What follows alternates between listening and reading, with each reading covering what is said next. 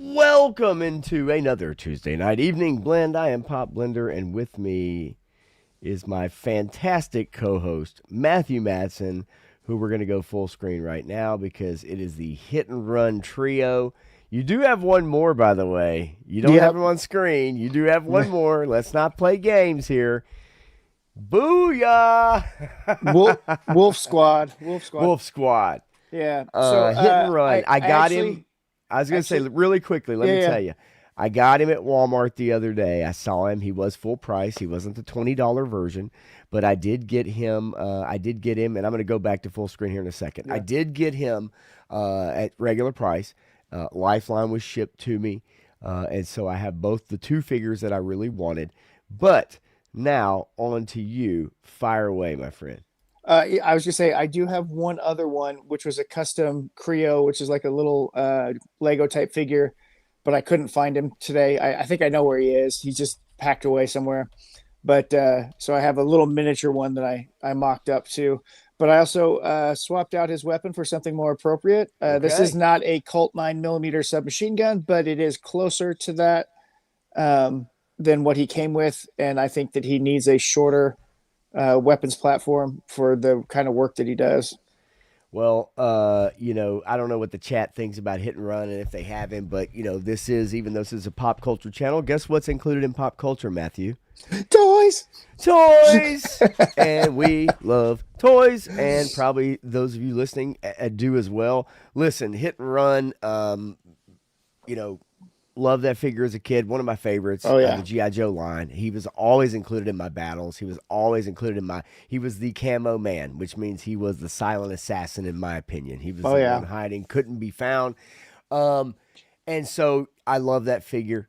Grabbed him the other day. Like I said, Lifeline came. They're not here beside me right now. I was gonna grab them, and then I was like, oh crap, we're starting. But point being is that many of you out there that do have those two probably are liking them. I've heard all the jokes about Lifeline with the helmet and all that good stuff. But my cousin, 3 Star Draw, he said, "Hey man, you should have got Night Viper. He Yep. he really likes that figure." I had him in hand. I had Big Lob in hand. And then I was like, you know what? If they're still here in a few days or next week, I'll come back and grab them. If not, I don't think I'm going to have trouble finding them. But yes, they both look good, even though I'm not a Big Lob apologist. Um, that guy I got charged for at Target, but we all know how they do their charging. They just run your card back and forth and they cancel it, then they charge it, then they cancel it, then they charge it, then they cancel it, then they charge it, and hopefully you get your order. But I did order him, so we'll see. Want to say hello to a few friends like HK Viper is in What's the going house. on? Garaf is here as well. The one and only Eric Herman, Triple Beam Miracle Dream. I'd be And that. then Okay. then this is something that I did a while back. Oh, well, actually, kind of recently. I don't know if you can see that or not, but he didn't come with the uh, face paint and arm paint. Okay. So I did that and put him on there. Nice. I was like, how can you have a Night Force version and not have him camoed up? I mean, his do rag even has camo on it. So why would you not just Nice. put a couple extra splotches on there? And so my Night Force tunnel rat, which I got for like $6 at Walmart on clearance. Even better.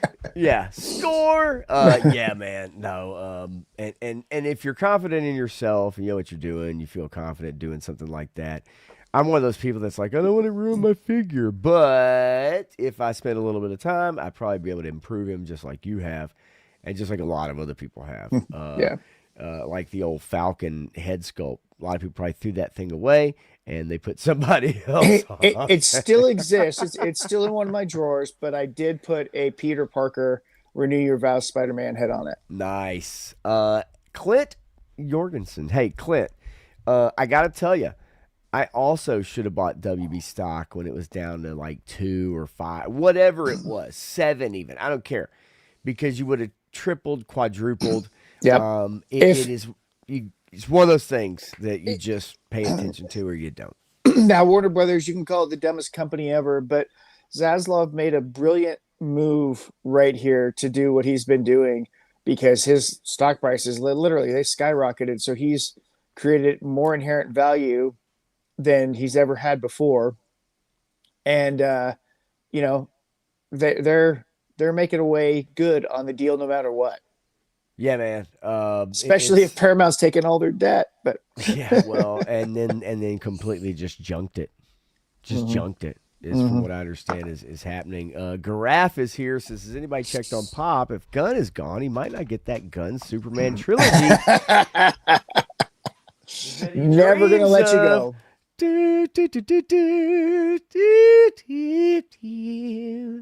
Damn it, Garaf. Yeah, he's never gonna let that go, and that's okay. I'm a good sport, man. I'm a good sport. I didn't love it. I liked it. Okay, at least out of the theater. 3-star draws here. Recognize. You better recognize. You better recognize greatness. He's got some funny stuff on the way. I hope you guys. It's pretty good stuff for sure. So I can't wait for the release of that. Shane, same time toys. What's going on, man? What's Good to see you, up? buddy. And then quickly, Hey, you still Graf want that? said, You still want that Snake Eyes, bud? Just let me "Oh know. no, oh no, oh If no, not, that's fine. If you oh found no, another oh source, I understand. no." So Garaf said that was the worst Hulk figure ever that you had in your hands at the top of the hour, and I agree. It was a horrible Hulk figure. Uh, he's in camo and a completely different person. No, I good was gonna stuff. say, Good I'm stuff. surprised you guys could see them because he's all in camo. How did you Yeah. see what I was even holding Huh? up? What? What is that? Speaking of which, as we say And hello to and Nolan. this version is the GI Joe Collector's Club version. The Hasbro version Oh, cool. Okay. that came with the Cobra Island playset. That figure was kind of trash. It was more accurate, I guess, but I like this guy. He's got some good. It's kind of hard to see because it won't I focus on know. it, It is but what it is. he's got some pretty good camo Beautiful on his fingers. face with the beard and all that stuff. So Lovely this hands. this was the best one that Hasbro made, I thought, and that was from Wolf Squadron, and that was all 50th anniversary stuff. I All didn't the know that existed, by the way. And I got to tell you, that's a sweet looking figure, dude. So they did a bunch of stuff in kind of a baby bluish that you could maybe consider that. Okay. Like they did Bazooka and Dusty in that blue color, but most of them were this color, like Sightline, Ace. Even they did a version of Flint with the Vamp Mark II, but it was painted in camo colors like this. You have my Um, attention. yeah, so a really cool set, and they used it in the comics for like a second. But yeah, it was called Wolf Squadron, and Justin Okay. Bell actually wrote a fan treatment on Welcome to Wolf Squad when he saw it because they Hasbro created a logo and everything for it, but they never backed up the lore with anything. Just they threw the Interesting. figures out there, and there were 8 figures I think in the Wolf Squadron line, and then you could potentially say that there were like 16 of them, I guess. But Okay. Well, okay. Yeah. Um, yeah, it looks pretty sweet to me. Ain't gonna lie. Like I said, as we said hello to Nolan, and then Turk Murphy's Toy Solutions, the wonderful, the lovely, the talented, magical, and mysterious. This old junk. And yeah, Hit and Run would be Paula Abdul's favorite. That's okay. hit and run. The cold-hearted snake, or straight up. Uh, yeah. I did want to mention there is one war chest full of toys in my town as we speak. Would have loved to have gotten together with him today. He's going to be in town tonight, then tomorrow, and then Thursday until probably like 5 o'clock. So I'm going to try to get together with War Chest and take some pictures or whatever, a little video. We might go eat some hot chicken or something else here tomorrow afternoon, and so I'll throw some pictures up or whatever. So that'd be pretty good, pretty good. Can't wait to see him as always. Oh, hang on, Stanley is here. What's up, What's Stanley? up? How you doing, brother? And then Red Pool 101, new name to me, but I love it. Glad you're here. We got some stuff to cover, got some ground to cover. Going to watch some trailers of some new stuff coming out. Hey, we got Ronnie Trickshot in the house. He missed our big Hell Sydney Sweeney yes. talk the other day. We thought we were summoning him, but Well, I'm surprised he doesn't show up when I show Sydney, and I always have Sydney at the ready, so she may just pop up at any time, and she'll make me pop up. Red Pill 101. I didn't love the new Superman. I don't mind some of the gun stuff, which I agree, yeah, but I don't think he's as good as he thinks he is. That's why I don't like him, and I can't agree enough with you, Red Pill, absolutely. on that. Okay, so I know I'm trying to get down there. I see War Chest is in the house somewhere here. He slid in here. I'm probably missing him, but it's like landing planes sometimes when you're trying to get everybody. Okay, so let's get into it. Where do you want to go first, Matthew? Do you want to go numbers? Do you want to say Scream 7 is topping the box office? Would you like to go there first? Would you Sure, like to why go not? another direction, man? Okay, then let's jump into the numbers. I'm still excited about the fact that we are getting closer and closer to prime time movie season. I can't wait. And I think Project Hail Mary is really going to kick I it can't off. wait. Yeah, I I can't can't. wait I for can't that. either. Right. So I am stoked for that. I think that's really going to kick us off and get us going in the right direction this year. And hopefully, these studios will learn some lessons and give us some good movies, man. Yeah. Okay. So taking a look really quickly, we'll just run it down. Obviously, some of these movies we know well. Some of them, hey, not as familiar. I'm not going to pretend to you guys that I do know. Scream 7, I think everybody's heard about that. Pretty good opening for Yep. 4 days for something that I think a lot of people think is a tired franchise. 66 million Um, domestically, 4 days. That'll work. I mean, I don't know the budget. I can tell you, I don't know the yeah. budget for this. Yep. But Scream 7, GOAT, which is what I'm often referred to as in a lot of circles, In but your not dreams. not in the greatest of all time. Okay, not in the greatest of all time way.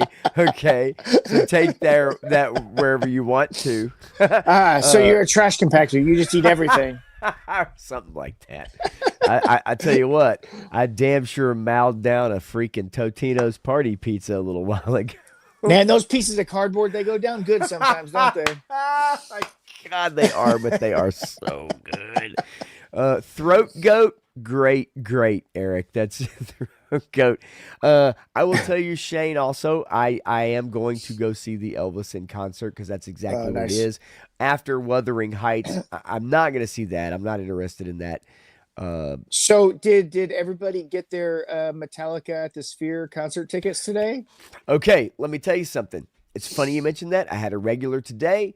He is taking his 13-year-old son Oh to man. go see it. He waited in the queue for 45 minutes, and as soon as it popped up, boom, bought the tickets, taking his son to the Sphere in Vegas to go see Metallica.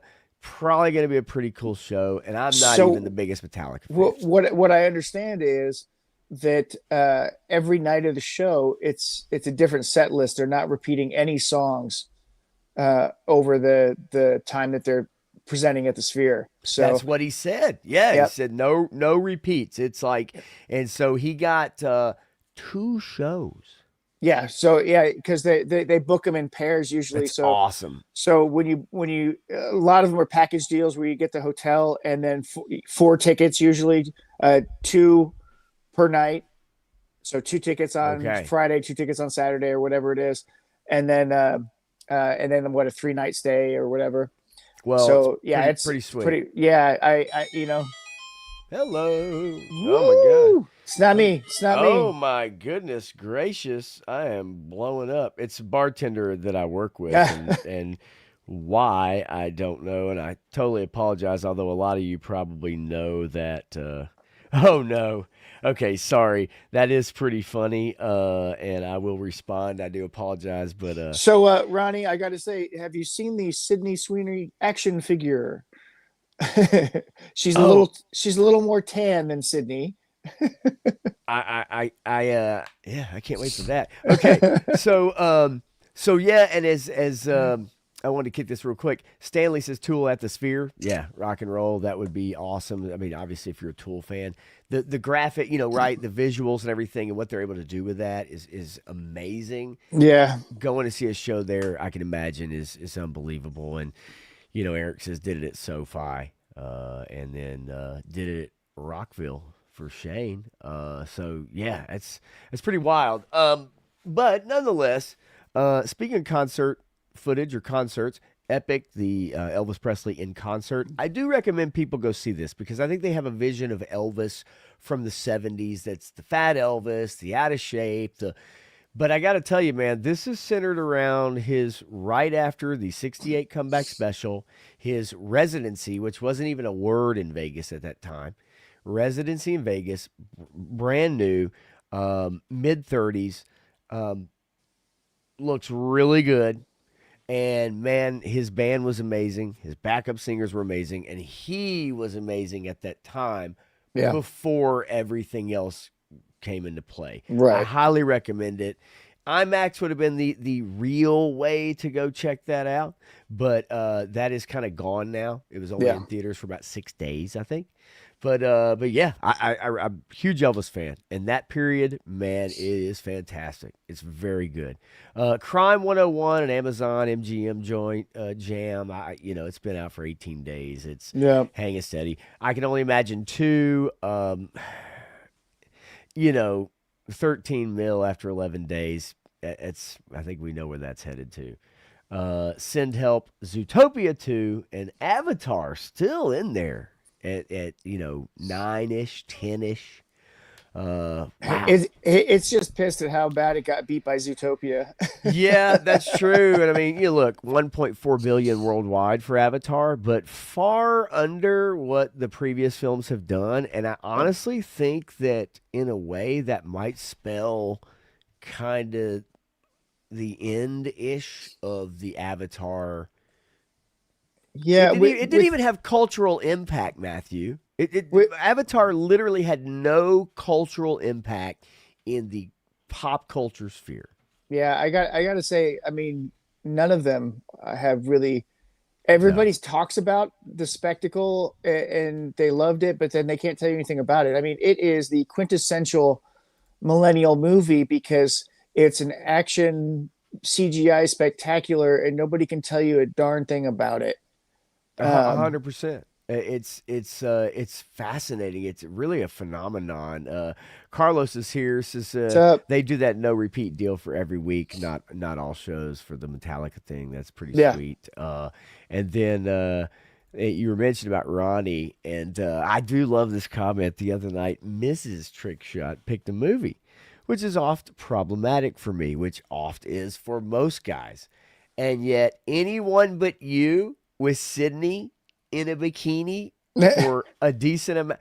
Hello? Like, I that's a mean, win-win. And I- Ronnie, I hope the rest of the night was also good for you, if you know what I'm saying. wink, wink, nudge, nudge. Wink, wink, nudge, nudge. Giraffe, Attack of the 50-Foot Woman as Sydney in the starring role. Yeah, I'll take that all day and all night. But All night long. okay. Man, give me some Lionel Richie one time. Hit me. Yeah, man. So look, I think this summer you and I are really going to be zeroed in on these numbers. We're going to be zeroed in Yep. on this box office, and I can't wait. I really can't because I think we've got some good stuff Yep. coming up, and then maybe some bad stuff that you and I can rail on too. Right. So It'll be a fun summer. um yeah, I think it's going to be, and I think we're going to have a lot to talk about, and I can't wait. So yeah, man. But that's current box office right now, and I know not everybody is fully invested. I get it, Yeah. I do. It's just that time of the year. I did want to bring up something that I know for you is a big deal. That is, I say near and dear to your heart, but I know what you think of this guy. And maybe you guys out there have seen this, but I did want to bring this up at least. Evil Dead star Bruce Campbell reveals treatable, not curable cancer diagnosis. Yep. Evil Dead and Spider-Man actor revealed his health condition on social media. Quote, I apologize if that's a shock. It was to me too. Um, you know, look, cancer affects everybody. Let's not kid Yep. ourselves. We all know somebody in our family, probably, let alone, if not, someone in the immediate vicinity of our lives. Um, and look, this is a beloved guy, right? Like people really, really love some Bruce Campbell. I mean, he is the goat. Treatable, not curable. That's the part that you don't like to see, Yep. right? And I think that's kind of the shame of it. Now, just kind of just glancing through.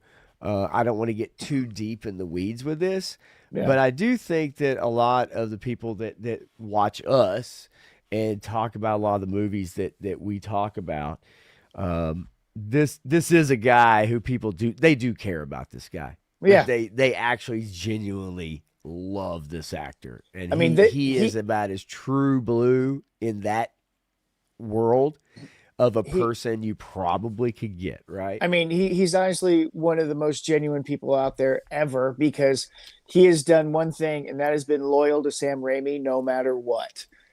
Through thick and thin, through everything that both of them have gone through, because Sam Raimi stuck by him, he sticks by Sam Raimi, and Bruce Campbell should have been one of the biggest action stars in all of Hollywood, and he never got his chance. Hollywood kept shutting him down for whatever reason Yeah. because he was doing these low budget things or whatever. But you know, I like him as a person. I like what he's done. It sucks that he's going to go through this. And I know that we have some friends in the chat there that are experiencing something similar Yeah. in their lives. So, Yeah. and I've had cancer. Just about everybody in my immediate family, my sister, my mom, my dad, have all had it. My nephew. So it affects everybody for sure. Yeah, it's a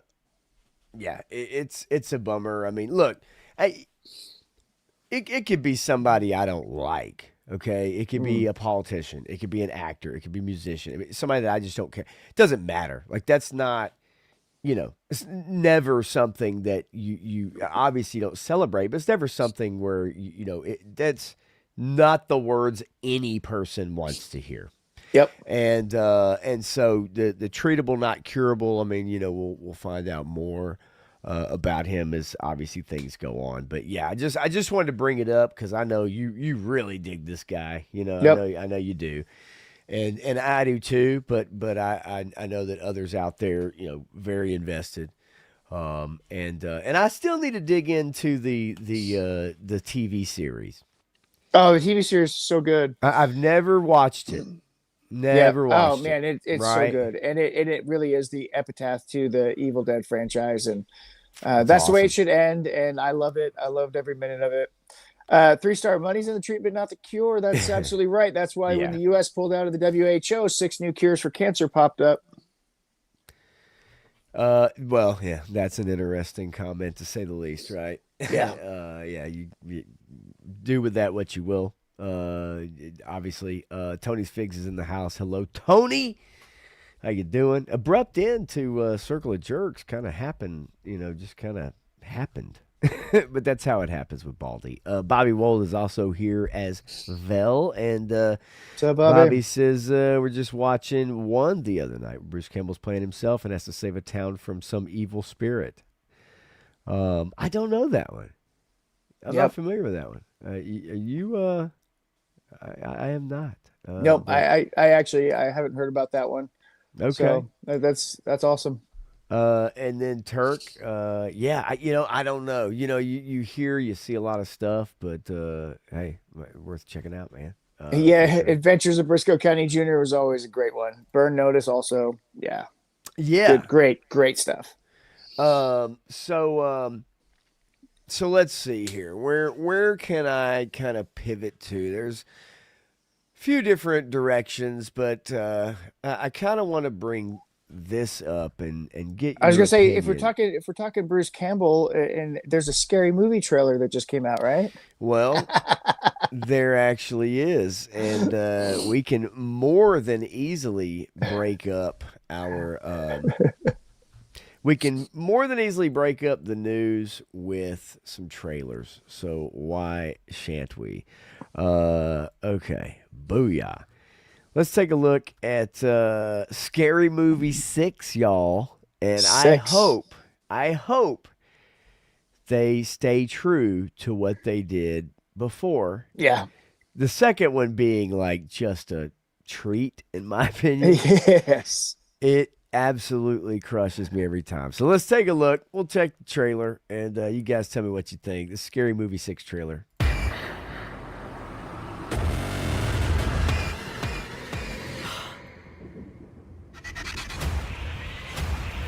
Oh no. Stop it.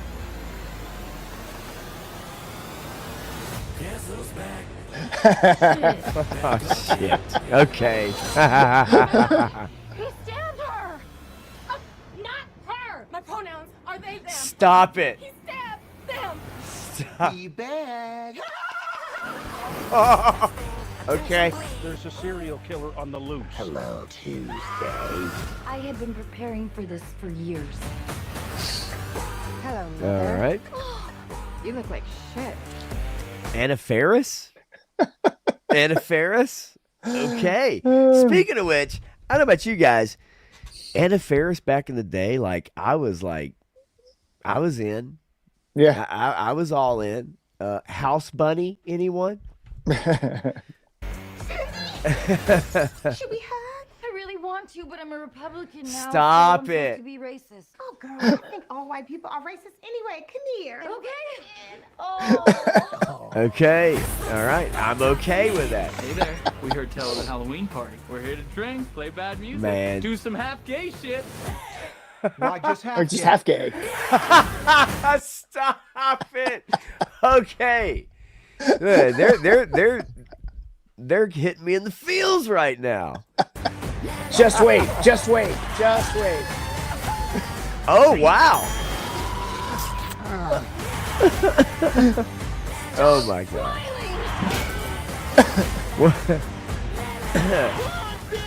Stop it. Oh yeah. Mom, Santa gave me a severed arm. Be sure to thank him. What the? Oh god. Okay. Help! Help! Bitch, we on break. So you handle yours. I'll be right or here eating my falafel and my pork rinds. Bitch. Okay. All right. And there you have it. Okay. Wow. Okay.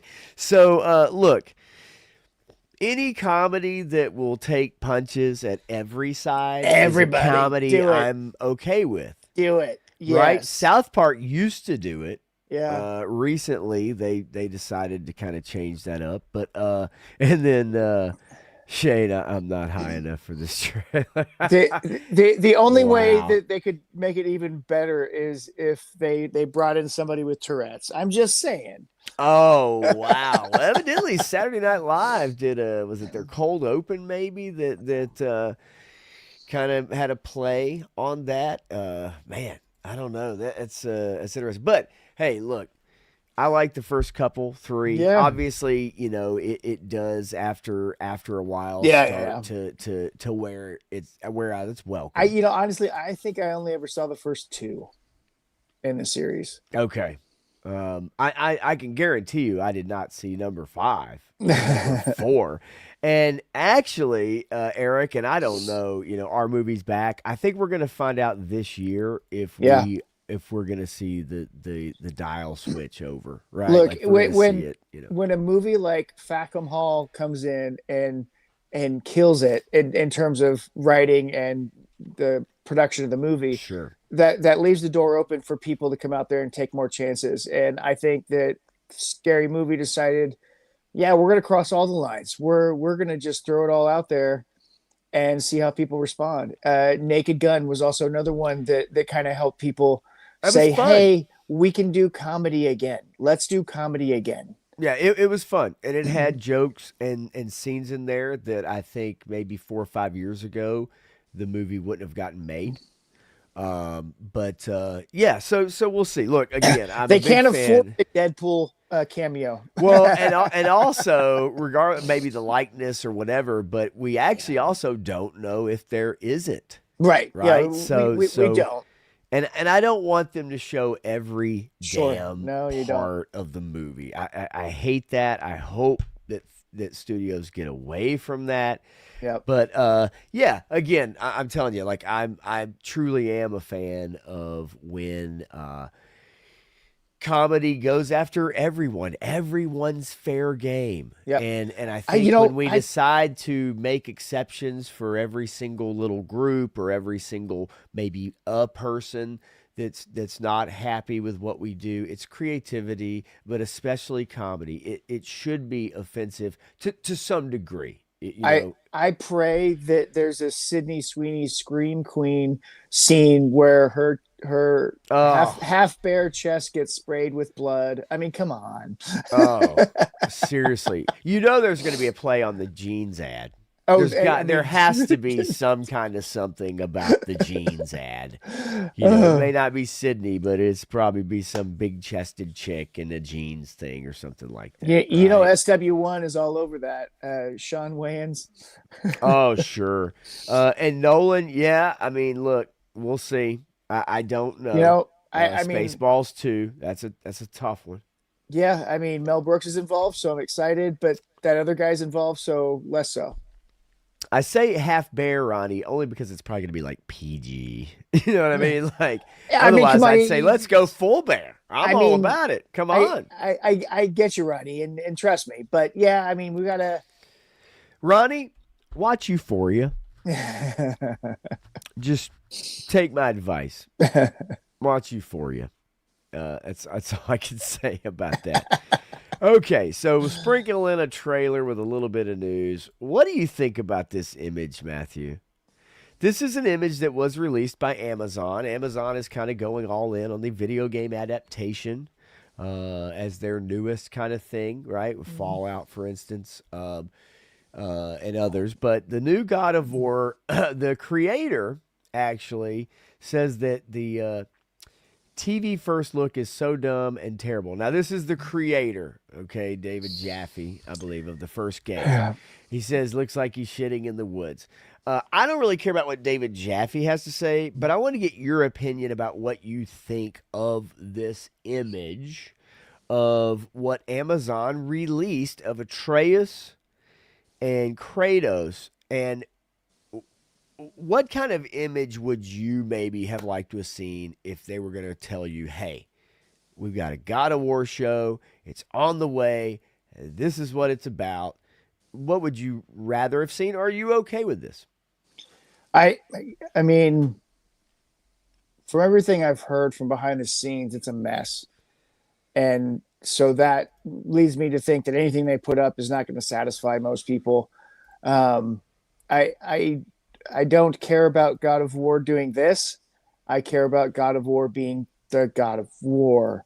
Yeah. Yes, I understand he's got a life and a backstory and all that stuff, but I want to see him battling monsters, fighting gods.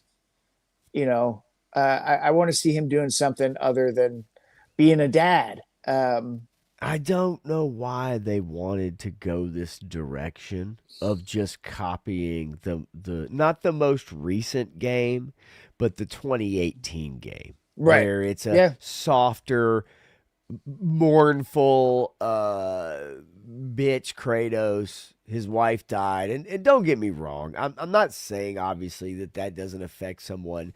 Sure. But, like, if you're going to adapt this video game, let's kind of start from the start. Yeah. And work our way. If it's successful, let's work our way towards the evolution of the character. We're starting with a character who's broken, Yep. who's a terrible father, takes out his anger on his kid. Yeah.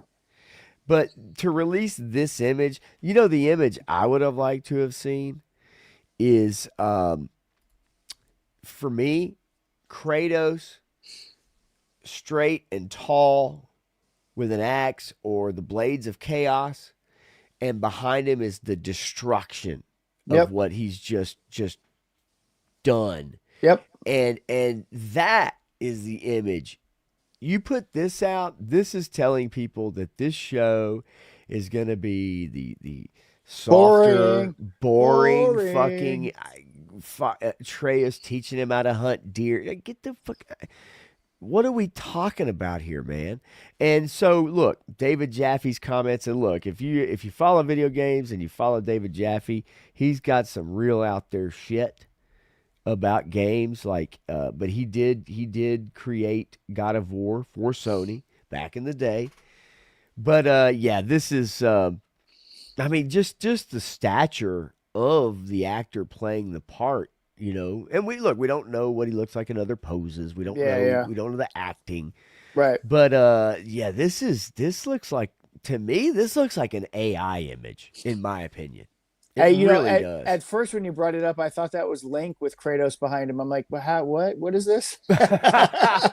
Actually, that's pretty good.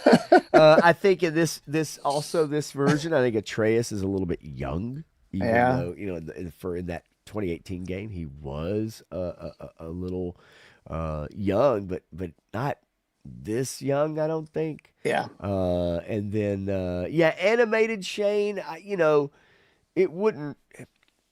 Look, I think animated is great. I think what was done with Castlevania on Netflix was amazing, especially the first season. Yeah, I was going to say, yeah, amazing in my opinion. And if you haven't seen it, go on Netflix, watch the first season of the Castlevania animated series. It is pretty great. good. Yeah. If this was animated, it wouldn't have the reach they're hoping to get. That's why they're doing live action. You know what? I don't know that that's as true as it used to be. Think so? I mean, you got to think about the kids these days, right? I mean, they grew up watching anime and other stuff like that more so than Western television, because again, it was more interesting in the time frame that they grew up in, right? Because Western television had failed on every metric for the last 10, 15 years. So if they're sitting there watching anime, then they understand the depth that animation can take you to. And then you even look at some of the good Western animation movies that have been out there, that they've been for kids, but there's been enough there that they're still entertaining and there's still content there that's worthy of an adult watching as well. So, I mean, I think it has more appeal now than it ever has. I won't argue with you there. I think that it kind of would go against what they're trying to do with video adaptations now. Yeah. And they're I would bringing agree. them to the screen and lifelike. Would I love to see it in animation? Yes. I think I would, because I do love animation. I love cartoons, right? I love anime even, specific ones. But I get what they're trying to do. I just, this is not a good first impression, and life is full of first impressions, right? Yep. Word Chest says, I hope the first monster Kratos fights and slays is Bella Ramsey, that potato head monster. Well, look, the show has not premiered yet, so you may get your wish. And Lord knows we don't need Siri to show up, right? And be the father the kid never have. I'm going to be a dad. Those famous words. I'm going to be a dad. Yikes. That right there pretty much killed the whole show. Everybody's like, what? Yes. 100%.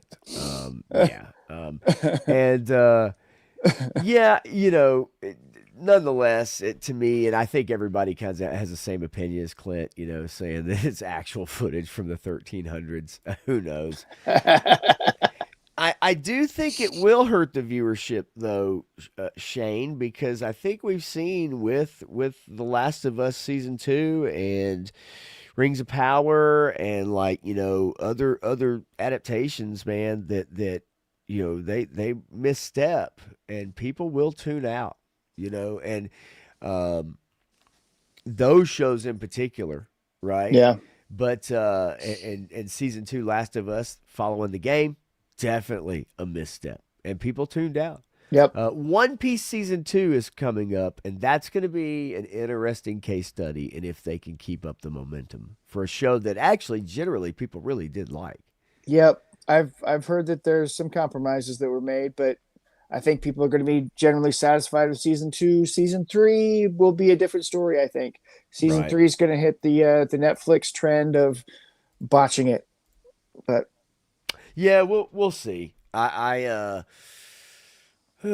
don't know. Look, I like God of War as a IP, Yep. and I would hate to see it done dirty, but I But don't I know mean, how. you got to think about everything that they've done in the last 10, I 10 agree. years. They botched it all, I most of it. agree.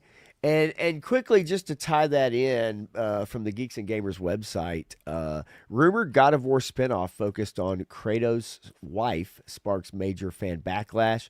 A rumored God of War spinoff is already facing significant backlash, and the project hasn't even been announced.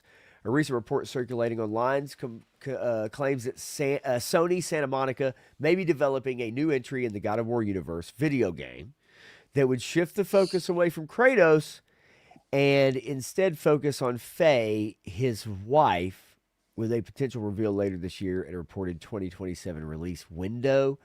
It's a little quick, in my opinion. I What do you think about a God of War spinoff game that features his dead wife at this point, but features his wife? Do you think that would go over as a video game very well? I don't see how. I don't either. I really don't. Seriously, I don't know how you make that into anything. I mean, are you teaching people how to be domestics? I mean, what's the point here? I mean, even you make her a warrior queen. Well, that doesn't fit because Yeah. she was the domestic keeping the hearth and home for him, right? That's while he went off to battle, she was there taking care of that stuff. So I don't understand what the game's going to be. Farming? I mean, seriously though, like I don't think anybody's ever really gave it one iota of thought, and Yeah. because of that, I don't know why this is a decision that you'd possibly make. Now, take this with a grain of salt, okay? Because it is rumor. I don't think they would be so bold as to go that direction. That seems more like a Naughty Dog direction to me. Yeah. That seems like, that direction for that studio. I Right. don't know that Sony Santa Monica would go. I think they know that would if they spent hundreds of millions or tens of millions of dollars on that, I think they know that they would not make their money back. I just don't see that there's any way that's possible. I think that there are potentially more and more executives thinking about the bottom line again that they haven't in such a long time. And they're saying, hey, we do have to Right. be profitable here at some point. Yeah, and I think we're going to see more companies that are coming to that realization or have already in what they're Yep. developing and saying, Yep. look, we've lost enough money. Yep. Like it's time to close We, this. we've leak. spent enough money on this broken experiment. Yes. Yeah. And so I would hate to see that. I really would. Yeah. Carlos says, my kids introduced me to Death Note, Attack on Titan, and Demon Slayer, which are three of the most popular. True blue anime fans will tell you, they're like, wait, Mel, you need to watch this, and you need to watch this. Yeah. I will recommend Death Note. I will recommend Demon Slayer. I will recommend Attack on Titan. I think those are fun. They're good. They're good stories. And, Whatever you do, do not watch the Netflix adaptation of the live action Death Note. I'm just saying. yeah. No, I actually watched a summary video of it, and it looks awful. it's so bad. Awful. But I So love all bad. three of those. And he says, didn't realize there were so many demons in Japanese culture. Yeah, well, neither did I at the time, but I guess there's quite a few. Yeah, I mean, come on. So I did want to also get your opinion on something that I think the Hollywood Reporter reported on this, and I did not hear anything about this story that I'm about to share with you. Okay. A Knight of the Seven Kingdoms actress responds to racial backlash about her role. Tanzan Crawford, okay? Tanzan Crawford played, I believe, Tansel in the series, okay? And actually, a minute ago, it actually had her picture on the screen, but obviously, there we go. There we go. Because I hate websites now. Did you hear or see any Nope. backlash about this character at all? I don't recall one okay. iota of it. So, on occasion in the chats of some streams, I heard a couple people mention it, and the host of the show said she's Dornish. Yeah. I mean, boom, there you go. There's your answer. Yeah. She's Dornish. And we knew that she was Dornish.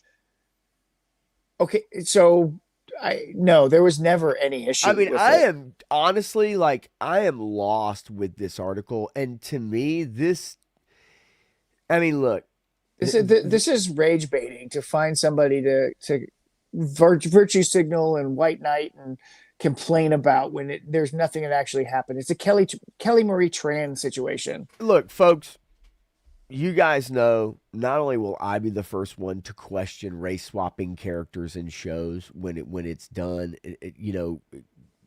regardless of the reason, regardless of how it turns out, I still question it because if it wasn't so important to do, then it wouldn't be done in the first place. Okay. Right. However, at the same token, you and I have talked about this show a lot. Yep. I didn't hear any backlash at all. And I was trying to find maybe the quote. It says here, she was talking to Wonderland magazine. The Australian actress addressed the issue for the first time. She says, it was intimidating to step into something that people are so connected to, love so much, and have a lot of opinions about, Crawford said. I definitely did get some negativity around race, but at the end of the day, I'm employed and I'm following my dreams, which is fine. Right. But if that's the case, and if it's an offhanded comment, look, I don't always need somebody to provide proof, but in certain cases that we've seen in the past with Disney and other entities, they make shit up. I'd like to see the proof. I'd Right. like to see the receipts. But this may be an offhanded comment. I don't know what the question was from the reporter. Yeah. But this was, I literally heard nothing about this. I thought she was perfect. I thought she was fantastic in the role. Yeah, here's my other problem with this whole thing, right? The reporter was fishing for an answer. So they ask a question.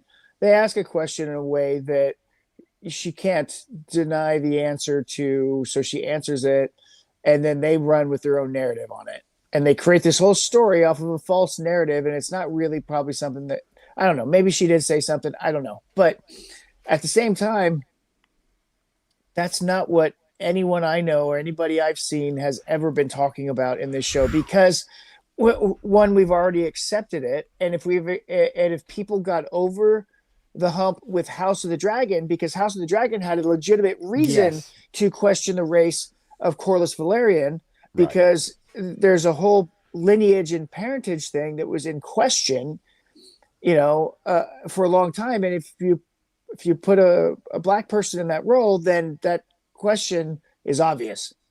Right. And so you spoil a plot thread, but also every description of that person was completely different than the actor, but the actor killed it. And so nobody gave a shit after that. Yep. Agreed. It's just it's just interesting because I literally didn't. And had I know I would have probably mentioned it in all these weeks that we have talked about the show. It would have been something that just happened to come up like right now where it's like, hey, did you see this?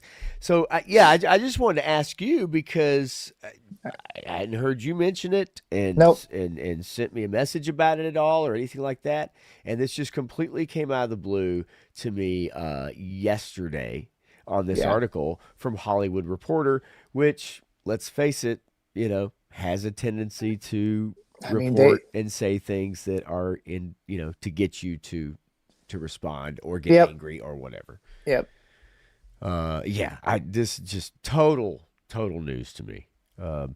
Okay, so we all know. I kind of want to use the Paramount lead in to kind of the topic in a little bit, but I don't mind touching on it somewhat as we get into it. So you guys may have heard about Paramount purchasing HBO / or Warner Brothers, I guess, really. Well, yeah, all of it. So yeah.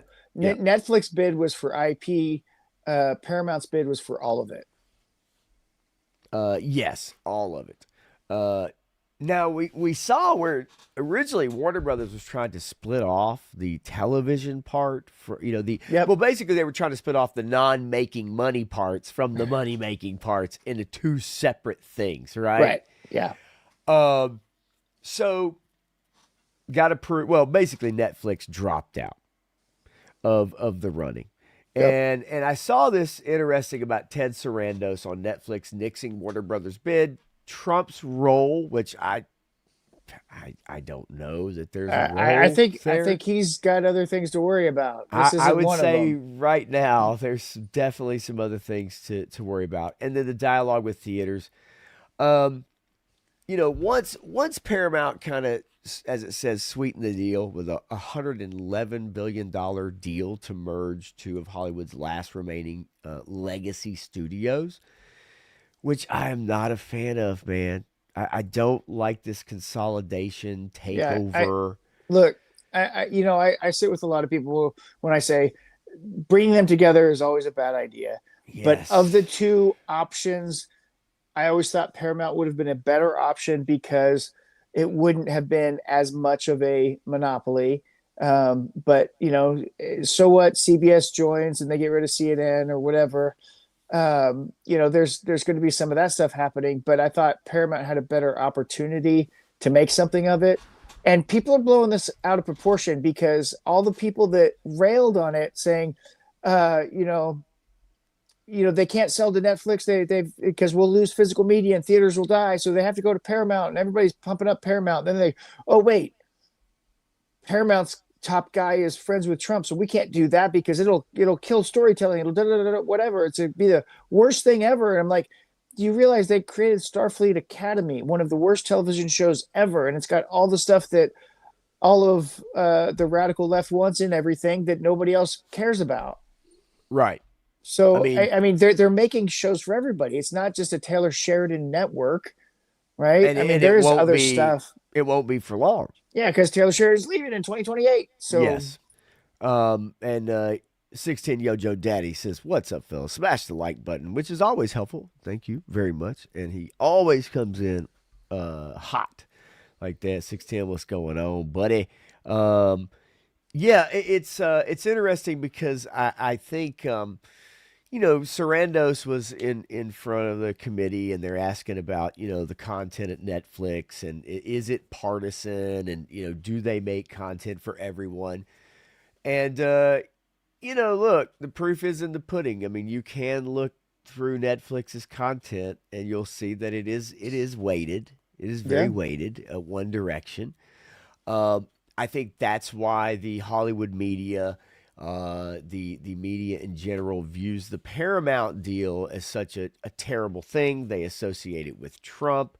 I think at this point, everyone goes out of their way to associate anything with Trump, regardless of the level of having anything to do with it. Right. I think it's just the in fashion thing to do. Right. Yeah. The one thing that really, for me, kind of catches me aback with this is, Paramount puts up $111 billion, offer, includes taking on more than $95 billion in debt. Yep. What does that say about the value of Warner Brothers when you have that much debt? So this is where I don't get all of it, but I do kind of understand it because it's how you manipulate the banking system. Because they can't trash the debt because the debt is revenue. It's a revenue stream for a lot of things. And so they can't trash it, but they also know that if they can't pay it, it'll be okay because they're still going to give them the notes. They're still going to give them money because that's the way the things keep moving on. And so this debt that they're getting is kind of a fake debt. I mean, yes, it's there. Yes, they want it to be paid, but there's this whole shell game that gets played with debt by people talking in the billions of dollars like this. And it's something little people like us will never understand because our lives would be ruined by it. But they won't be because that's how they manipulate the entire banking system. I mean, I think you and I both have mentioned what a shell game Hollywood is in particular. I mean, they've been losing money for the last 10 years. How do you continue to survive like that? Yeah. So yes, I could see how you feel that way. The largest leveraged buyout in history in a move that could disrupt Hollywood to its core and result in massive layoffs.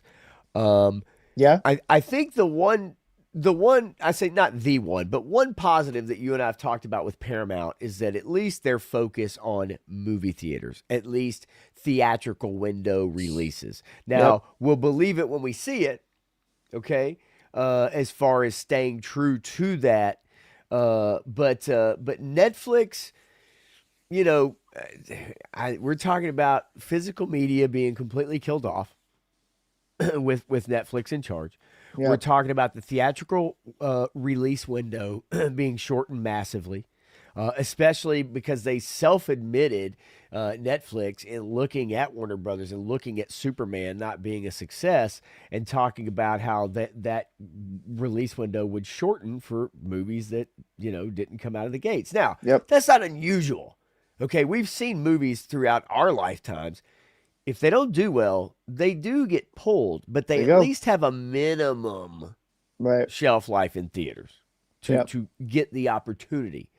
So if you just notice after a week something's not making money and you just pull it, which is realistically what could happen with Netflix. So I think it's a positive with Paramount. Yeah. Let's not kid ourselves, folks. If you think CNN is a money-making channel out of this deal, then you're sadly mistaken. I think there probably will be some massive layoffs. There probably will be a lot of reorganization. And then those people will go and start stuff in churches and get arrested. And... No, they wouldn't dare do that in the name of fake journalism. Who would do that? Come on. But also just the framing, right? Many have also assumed Trump himself. Well, God, you gotta love Hollywood reporters. Sometimes they let you do this, sometimes they don't. Many have also assumed Trump himself would ultimately be the judge and jury in terms of which bidder Warner Brothers Discovery went to by exerting pressure on regulars. This one is of the most bullshit. ridiculous things that I've ever heard anybody ever say ever. I mean, this is absolutely nonsensical, is what it is. Trump doesn't have anything to do with this. It's not his business. He doesn't involve himself in other people's business decisions. He lets them succeed or fail on their own because he believes in them succeeding or failing on their own.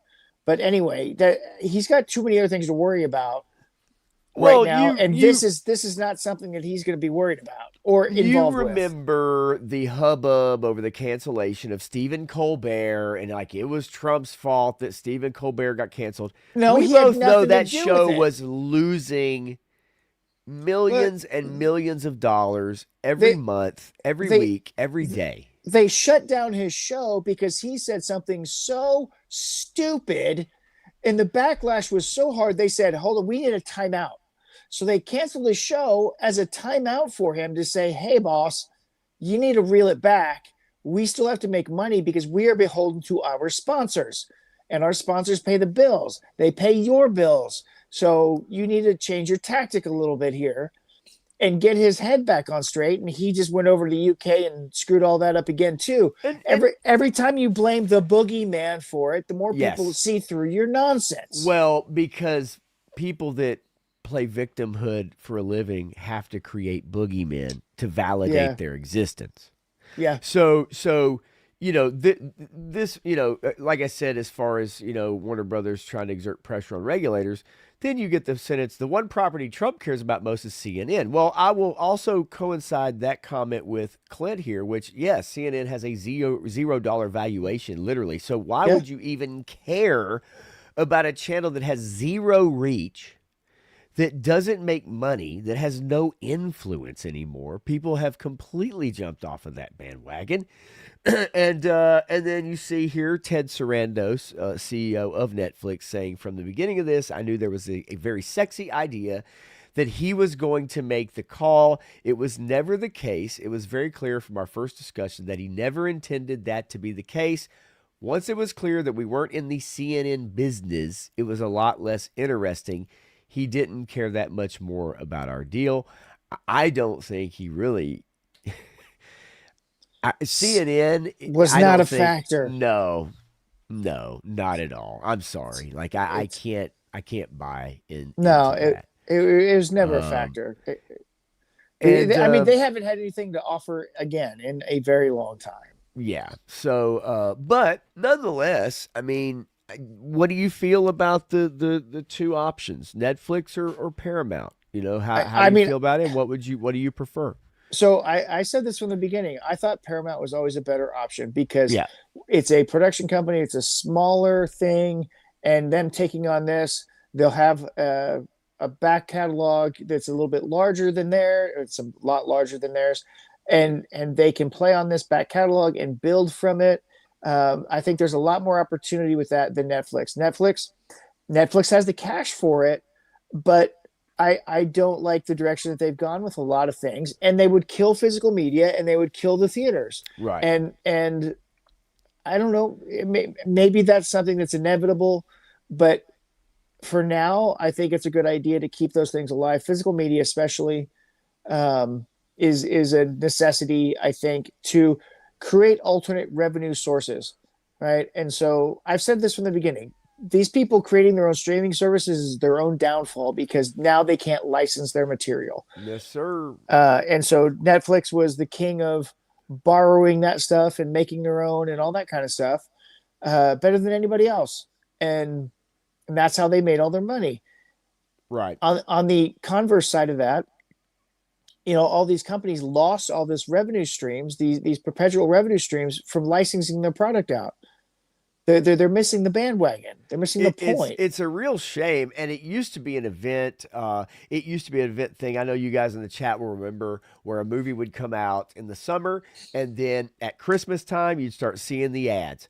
Own, Batman on VHS, right? Get the special edition copy that has At McDonald's now with your value meal for $4.99. Get all the Batman those returns. All those but see, that's the thing, right? All those tie-ins, those were revenue streams for McDonald's. That was a revenue stream for the toy maker. That was a revenue stream for the station. That's a revenue stream for the studio, and so on and so forth. Like, once you cut all those extra tentacles, man, that make a bunch of people money, and people always say a rising tide lifts all ships, right? Yeah. And so once you start being selfish, okay, once you start hoarding everything, like these companies have done with their own streaming services, instead of licensing out, instead of physical media, you cut off all these other companies and manufacturing and other industry that all could share in the success of one industry, right? Yep. And once you start cutting all that stuff off, it's a cascading effect, and it's a shame. A physical media, so much fun, so much more intimate. To have Joe Fan 84, how you doing? I did want to see this real quick. Clip was talking about CNN has reach, but not profitable, so they had to write down the asset by 10 billion or so. Nothing to sneeze at. Yeah. Which is more than the value of the actual network, which is pretty wild to think about. I just don't know that CNN actually has reach on anything. What is relevant? I mean, people don't go there for actual news anymore. Right. People go to their YouTube sources for news because everybody's realized that it's all propaganda and you've got to figure it out for yourself. And so YouTube's a better way to do it than actually going to the news sources. Yeah, and you know, with Joe Fan, like there's a lot of people that are not there. I will tell you, for me, yes, there are alternative methods for me to watch stuff, and I do use them sometimes. But because it's kind of a nature of the beast, I mean, I do have the Disney and I do have the Netflix subscriptions. But yes, there are different ways. Definitely. You know, trying to jump out of Netflix, Clint. I mean, look, it's tough. YouTube really, honestly, and we've talked about this. YouTube really is like the place where people go. Yep. It just is, especially for even short form or long form content. It is where I mean, people go. it has everything that you want to watch, Yes. right? I Just mean- just about anything that you want to watch, you can find it on YouTube, or somebody talking about it on YouTube. And you know, it's just the platform's easy to use. It's user friendly. Anybody Yep. can pop on and stream. I mean, there's so many more advantages to YouTube than traditional terrestrial media. And Douglas Adams predicted this in the early 1980s. You know, he said the new media format is interactive. People want to interact with other people. You know, so you have this social interaction that's going on in the chat. They have you and me up here on the screen, Right. and then you've got the articles, and so there's a whole lot of engagement, and that's how you get people's attention these days, is engaging them. Well, and again, we also bring it up. It is the authenticity part, right? This is not produced. This is not staged. It doesn't have 3 producers and 4 cameras and all that shit. It is what it is. Like it's pretty in your face. What you see is what you get. There's not people, you know, coming in and powdering my face in between camera Well, cuts. I mean, not us, but there are YouTubers that do stuff like this. No, there are. They put on a complete fake persona. And yes. And then we go back to Robert Meyer Burnett. Authenticity is the new currency. And Yes. so people are starting to see through these Grace Randolphs, these John Campias, these people out there that are putting on these fake personas, right? Because, you know, John Campia won't talk about the YouTuber movie that's made so much money because he tried to make a YouTube. He's a YouTuber who tried to make a movie and it flopped so horribly it never went anywhere. And so he's so jealous that he won't even talk about this other one. Petty bullshit. Yeah, I mean, there's And a lot John of that shit that, Campia is a yeah, I can't with him. I can't. yeah, no, And I never could. Same I with Grace don't- Randolph. I agree. I've never. I mean, a lot of these really super popular ones, I've never been engaged with because they just, you know, yes, you know, yes. they just turned me off at some point or another. And there's another one, Charlie. Charlie's a great guy. I love him. Oh, you're talking about Emergency Awesome. Emergency Awesome. But Yeah. I cannot watch his stuff anymore because it's so bland. It's so normie. It's so I'm cut done. and paste. I'm done with Charlie's voice. Yeah, and so that was me about 3 years ago. I was done with him back then, and I haven't looked back. And my wife brought it up. It says, "Oh yeah, she watched the Emergency Awesome video," and I go, "Oh no, stop! Just no, I can't." It's and look, the But I guy's mean, made some- Charlie's a great guy. Don't get me wrong. I Well, like and some him, people but- are really good at looking up Wikipedia and literally just reciting word for word Wikipedia, and then they have editors that are able to throw in, you know, put their videos together for them. And I mean, that's that. It is what it is. It's more than that, and it is kind of like a Dan Larson thing because he provides some context to it and he puts it all together in a nice little format. And for normies that are watching stuff, it's an easy find. And then you're like, yes, and oh yeah, I didn't know about that, and I can go look that up. And so he's reading off the Wikipedia on the thing. I mean, seriously, like, come on. I mean, but look, hey, it is what it is. There's room for all of the content. As Shane says, I live on YouTube. It's crazy. Yeah. And I'm with you. I only watch other stuff whenever I'm eating or when I really need to have to. It really is. Joe Fan says doesn't have much time for TV. Got time for YouTube though, right? It is the modern day chat room as we say hello to the one, the only Todd C. What's up, buddy? What's up? Yeah, and Mid Jose's in the house. Hello, Mid Jose. Yeah, man. I mean, look, that's where we all live. Most of us live on YouTube, so I can see where the comment about competing with YouTube really is. It really is, in my opinion, king of the hill. I did see this also though about HBO Max and Paramount Plus to combine into one streaming platform. However, Paramount says HBO brand will operate with independence. That is a good thing for them to say. It's an even better thing for them to follow through with. Yeah, and I was talking with my wife about this the other night. I was saying, Paramount's smartest decision is to fold everything into HBO Max. Yes, I because agree. It's a better platform. It's a better interface, and it already has so much more content. If you fold in some of your good content into the HBO Max app, and don't rebrand it, don't make it another name, don't make it anything else. Just say it's HBO Max, and HBO Max has all this new Paramount content, this CBS content that you're pulling in, and just imagine. I mean, it will be one of the greatest streaming services ever. And it will be comparable to Netflix. It will be comparable to, Amazon's another thing, but it will compete with Netflix and potentially Tubi, right? Because Tubi's like the big winner out of all this. The free streaming service is one of the best out there. Yes, Tubi is crushing it. Yeah, absolutely. They just loaded up a whole bunch of new Scooby-Doo stuff on Tubi, which we're all excited about because some of that stuff we haven't seen in a while. But we have most of it on physical. But I need to grab a water, Matthew. I'm very dry. Do you have something nearby? I can throw you on full screen, and then we're gonna take a look at another movie trailer as soon as I get back, if that's okay. So I'm gonna put you on full screen, buddy. Let me go ahead and bring us out of that, and then give me just a couple seconds. I'll be right back. All right. What do you guys think about this Street Fighter versus Mortal Kombat thing that's coming up? This year is going to be a bunch of fight movies. One of them looks cheesier than the other, but I don't know. What do you think? Shane, I asked you before, hey, you want that Snake Eyes figure? I've got it for you. Minjosa, did you see my stalker picture tonight? Had fun with that one as he's hunting some night vipers. Yeah, Charlie's awesome. I like Charlie. Don't get me wrong. Bowed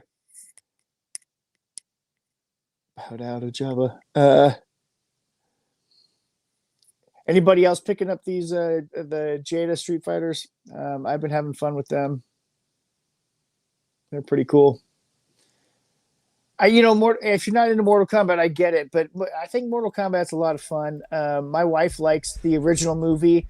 She's never seen Legacy, so I'm going to try and show her that before this new series comes out. I know some people have a problem with the first movie that came out. I'm okay with it. I think this one's going to be a lot better.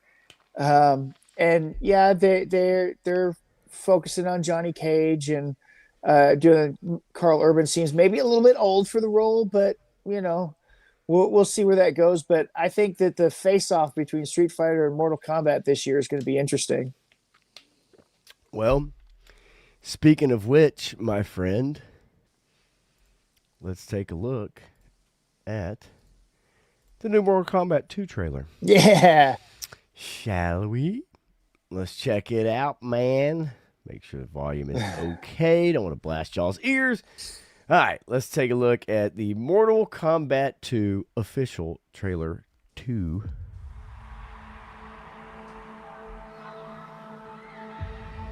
You want to know what makes a hero? It's not destiny. It's not something you're born with. It's searching for greatness. Johnny Cage, you have been chosen for Mortal Kombat. Then realizing you've had it in you this entire time. Whoa! I really don't feel comfortable hitting a girl. Don't worry. You won't. Yo, send me back. I want to go back. The rules of the tournament are simple. Our fates would not be settled by the size of our armies. They would be decided by combat. I'm not some great warrior. I'm not some champion. This is a war for the fate of your world. Dang. Me. That's pretty good. Earth belongs to me. We do not kneel. Our only chance is to face this together. Let's go, baby.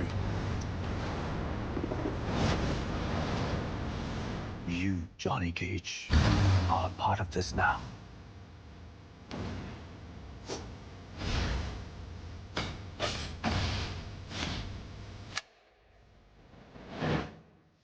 It's showtime. Get over here! Love it.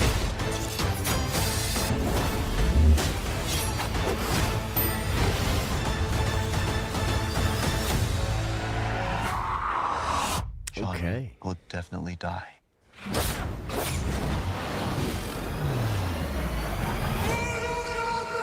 I mean, looking pretty fun. You know, I'm not it a looks great. gigantic Mortal Kombat fan, but it looks fun. It doesn't look super cheesy camp crap, right? Well, I mean, come on now. There's a place for that. No, I agree, but what I And- mean is it looks like a valid film to me. Yeah, okay? the Street Fighter movie looks very camp Certainly. compared to this, and I think they're both going to be fun in their own right.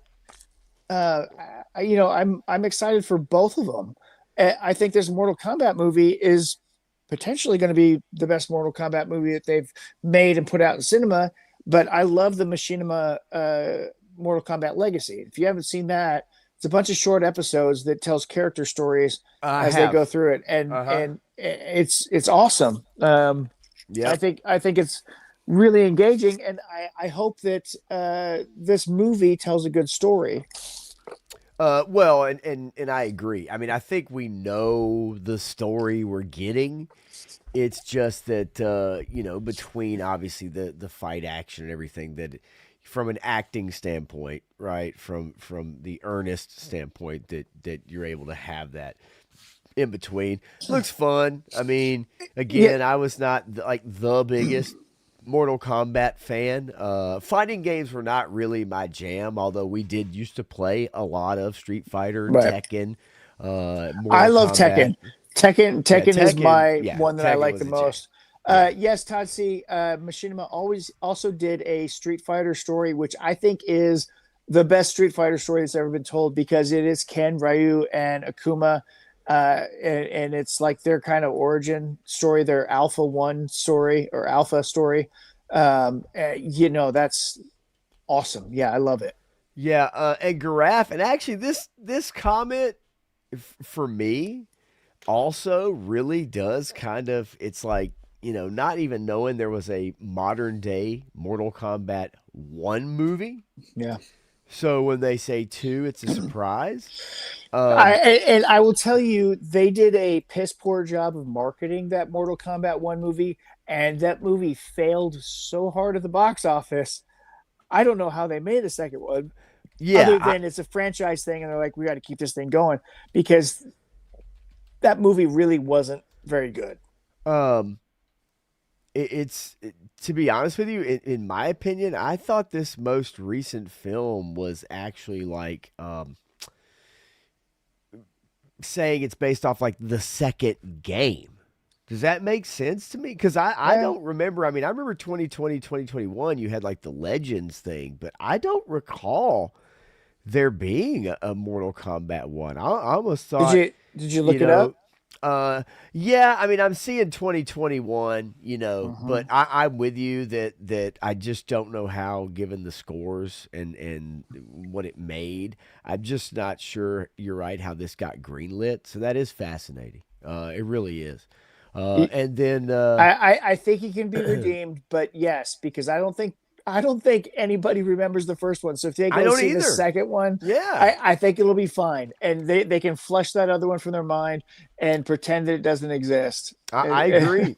A few comments though about Tubi really quickly. But Joseph said Tubi was say to go on the other night. To go on Tubi. Was sad when Disney removed it from their streaming service. Let's see.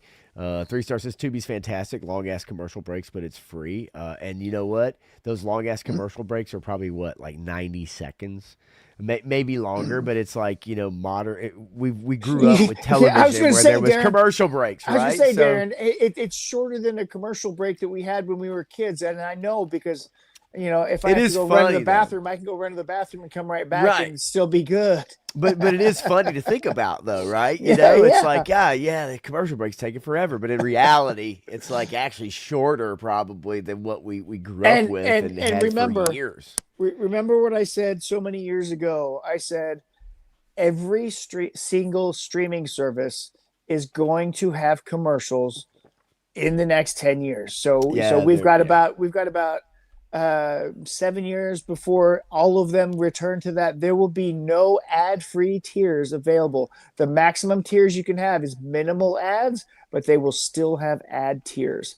And they will not be able to survive on subscription money alone. Yeah, no, I agree. It's the advertising important money, and you just can't remove that for an extra $3 a month or something like that, right? And it's like the licensing thing. We're going to have to go back to licensing product out to other things, and you can't just solely rely on ads. But if you have a service like Tubi and you have ads, and then you license things, and you pay for those licenses, and people give you those licenses, then you can air their stuff. And guess what? Everyone makes money off of it.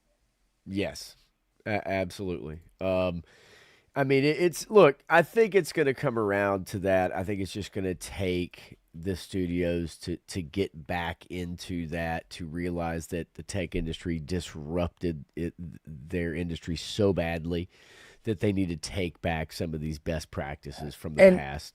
The idiots in the corporate mindset made the wrong thought process on it and said, we can start our own streaming service and make the money off of our content, not realizing how much money they were actually losing in doing so. And they spent all this money in IT and everything else, and it was a big waste. And the smartest people didn't do it.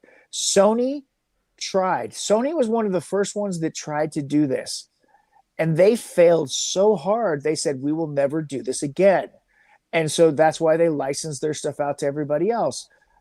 And honestly, they only made 2 or 3 TV shows as far as I know. And to be fair, Powers is one of my favorite comic book series. And yes, it's nihilistic. Yes, it is a deconstruction. Yes, I still like it. And the TV show was way different than the comic book, but I actually liked the TV show for what it was. And it had 2 seasons. And you could only watch it on the Sony network. And now I don't know if you can find it anywhere else. But so I was one of those people that subscribed to it just to watch the show, and then it was gone shortly thereafter. And so once more, the companies realize, hey, it's better to license our stuff than not. And with Warner Brothers selling, they're kind of admitting that too. They're kind of admitting that they need to offload this stuff. I wanted to hit up a couple comments here about Mortal Kombat. I know I highlighted earlier. Joe Fan says I'll watch it just for Carl Urban. Absolutely. I mean, that's well worth it right there. Right. Eric Thurman looks good. I just won't know what's what. I fully understand. And then 3 Star says I will see them both, talking about Street Fighter, but Mortal Kombat will always have my heart. Nolan says might be okay. A good shut your brain off action flick. We have to have those. And nothing wrong with that. Yeah. And it's an IP that you know, that you've heard of, you're familiar. We mostly have heard these characters, right? We know generally the story or the framework. 53-year-old playing Johnny Cage, says Clint Jorgensen, may as well got Harrison Ford to play Johnny. You know what? I will lambaste you for that one, because I will tell you that 50 is the new 30. All right, Carl Urban's in good shape. He's kept his body, his temple. He's not a decrepit old man with a withered brain like Harrison Ford, who can't go onto a set without injuring himself. And you know what? There's CGI and there's stunt doubles, man. I mean, they're out there, and that's what Shane's getting at. Did they make Carl look younger in that trailer? Of course they did. Let's not kid around, right? I mean, of course they did. But hopefully they don't shoehorn too many characters. 3-star. Bobby Woltz is. It's always the thing when you have a large cast. Yeah, it's tough, right? And you can only focus on so many. So then there's other ones who get shortchanged. Yeah. It's just due to time constraints. Bobby Woltz says, you guys remember that video game reviewer that was reviewing Mortal Kombat and flipped out because they left out Chun-Li. I remember a video game journo that was mad about Chun-Li's outfit. Oh, yes. Actually, I do remember that now, Bobby. Yes. So do you remember the Chun-Li movie? I remember a little bit about the Chun-Li movie, but I did not see. Yeah, nobody saw that movie. It was terrible. Yeah, I remember that being miscast horribly, if I'm not mistaken, and then really not. Yeah, I mean, what do you do with that? It's a shame if they did actually leave her out. We don't know that for a fact yet, but yeah. No. I mean, she'll be in this 100%. She has to be, right? But and let's see here. So cooking with Eric Thurman there. I got a great story about that. So okay, my friends and I played a lot of role-playing games as a kid, right? Growing up, teenager, young adult, whatever. We're sitting around and we're playing Werewolf the Apocalypse, and we're going through the storyline, and we have music playing on in the background, just random CDs, whatever. And we get to the climactic battle of the night, and we're getting ready to roll dice. And sure enough, Mortal Kombat comes right on the speakers right as we're getting ready to roll our dice. And we're like, we just die. You're like, the 95 movie, I do remember, it was not my jam personally at the time. Look, but I do know you've people got that definitely. Christopher Lambert, the Highlander, playing Raiden. It's the most ridiculous thing you could possibly ever think about. That's pretty wild. But you know what?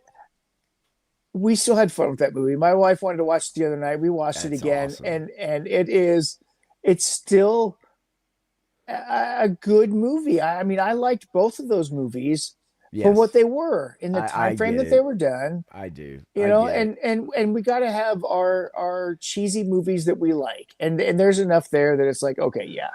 Well, and I think we both would know and remember that video game adaptations at that time were really difficult to come by and do and actually make. I don't think studios really knew what they were doing with that. So do you remember Shane, have a good night, buddy. Yeah, good night, buddy. Hey, do you remember the Doom movie?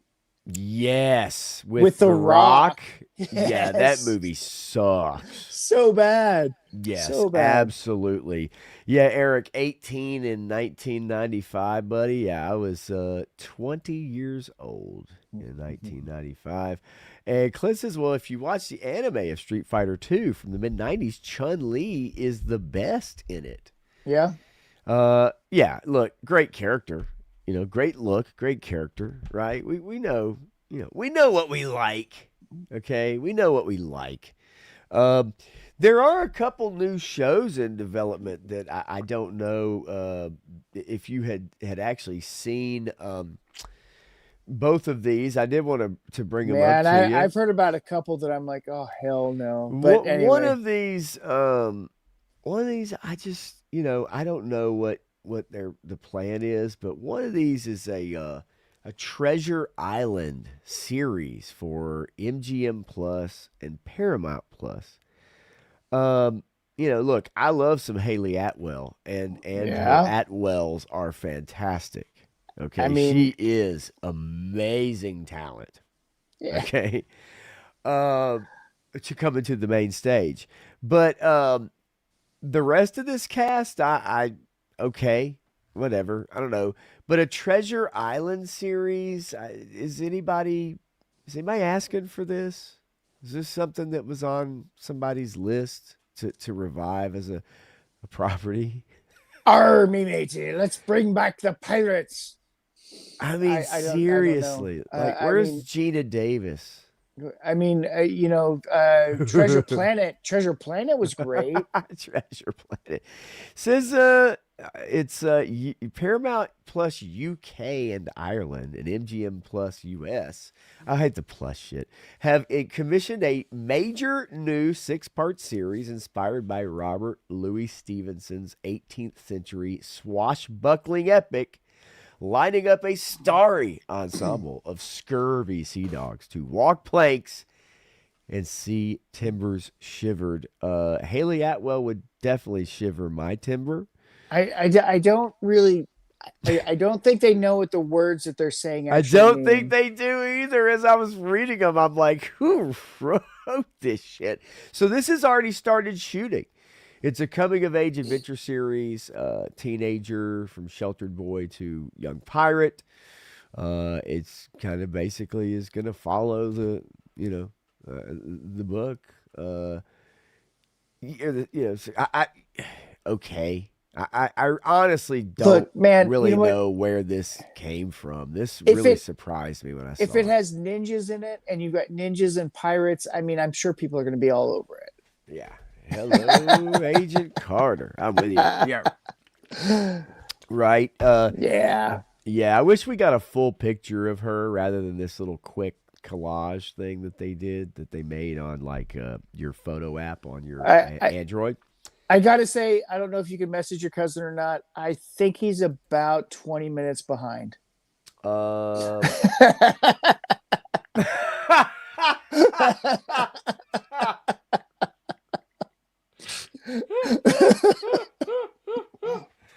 going to let it ride out. We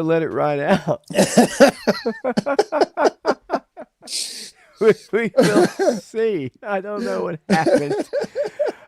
Haley Atwell. I noticed another comment like that, and I was like, I wasn't going to say anything, but that one, I'm like, dude, we've moved on. Holy shit, that's great. Haley Atwell was great as Peggy Carter. I agree, but other than that, I don't know. But she's hot. Come on. Treasure Island, Huck Finn is right around the corner. Exactly.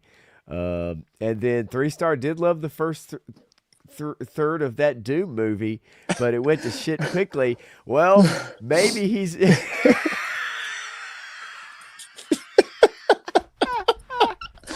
I hope he's listening on 1.5, so he'll eventually catch up, but maybe not. I don't know.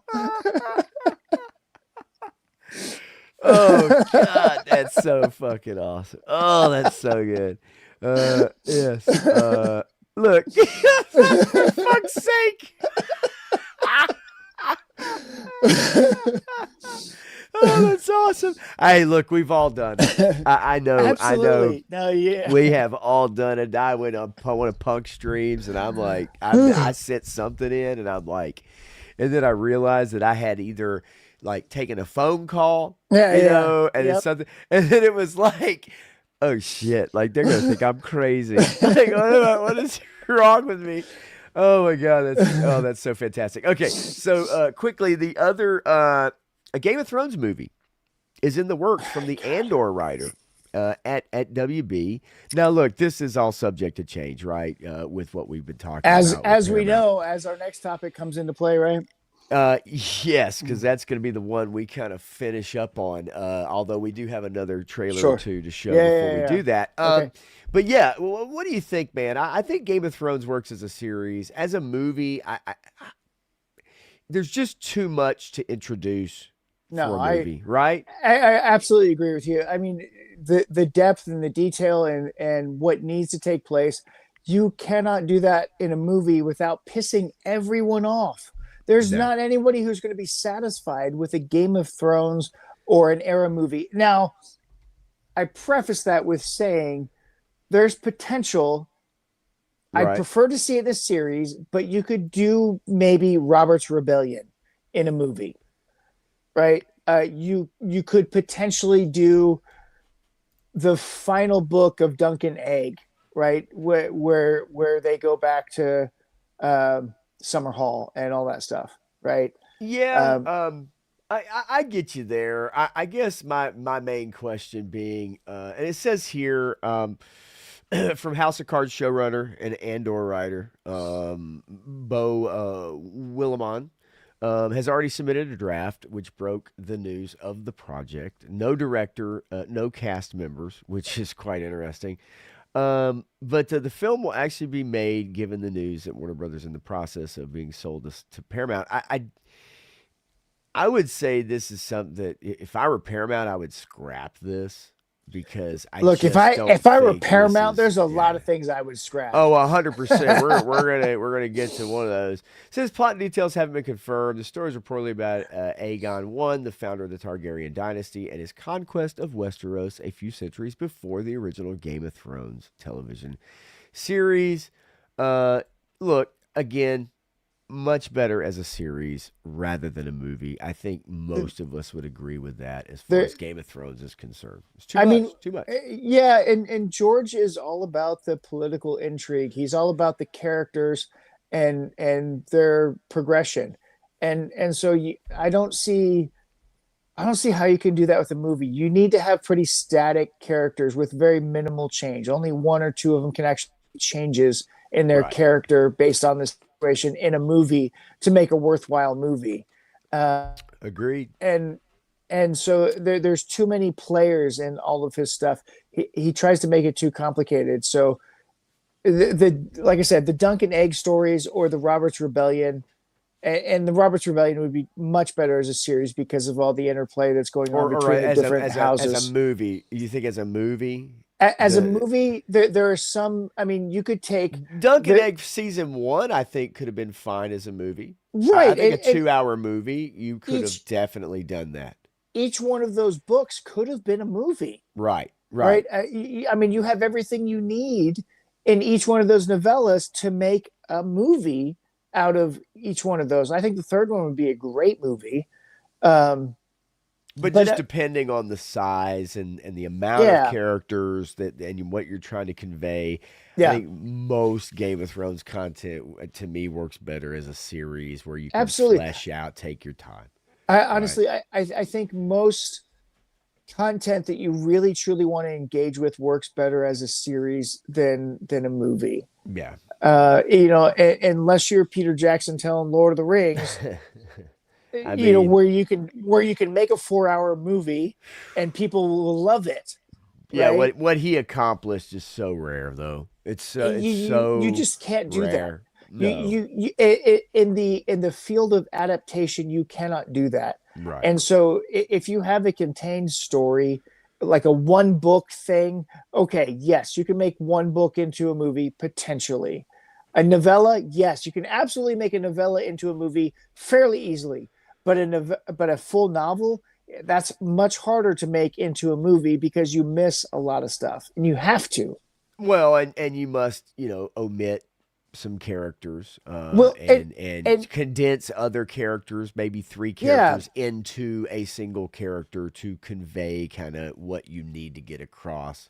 And in writing, you can convey internal monologue. In a movie, it's really hard to do that well. Yes, agreed. Yeah. So let's see here really quickly. I did want to bring up one more movie trailer. Wait, that's not a movie. Wait a minute, hang on. Hey, That's not a movie trailer. That's Sydney Sweeney. Okay. Hang on. I don't know how that happened. I apologize, y'all. That's my bad. I totally apologize for that. Toy Story 5 official trailer. Let's take a look. See what we're dealing with here, shall we? Woohoo! Do you, Forky, take Karen Beverly to be your beloved bride? Yeah! I now pronounce you husband and knife. Who poisoned the maid of honor? Bonnie, there's a package for you. Oh, thank you, thank you. Hi there, I'm Lily Pad.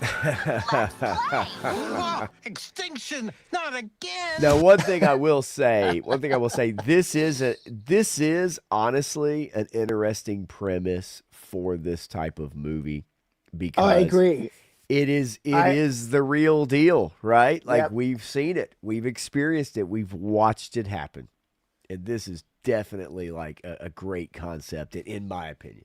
Yeah, and well, and here's, I mean, there's a lot to unpack with this, and I worry about where they may end the story. Okay. But go ahead. Let's finish watching this. All right. Bonnie, screen time's over now. Okay.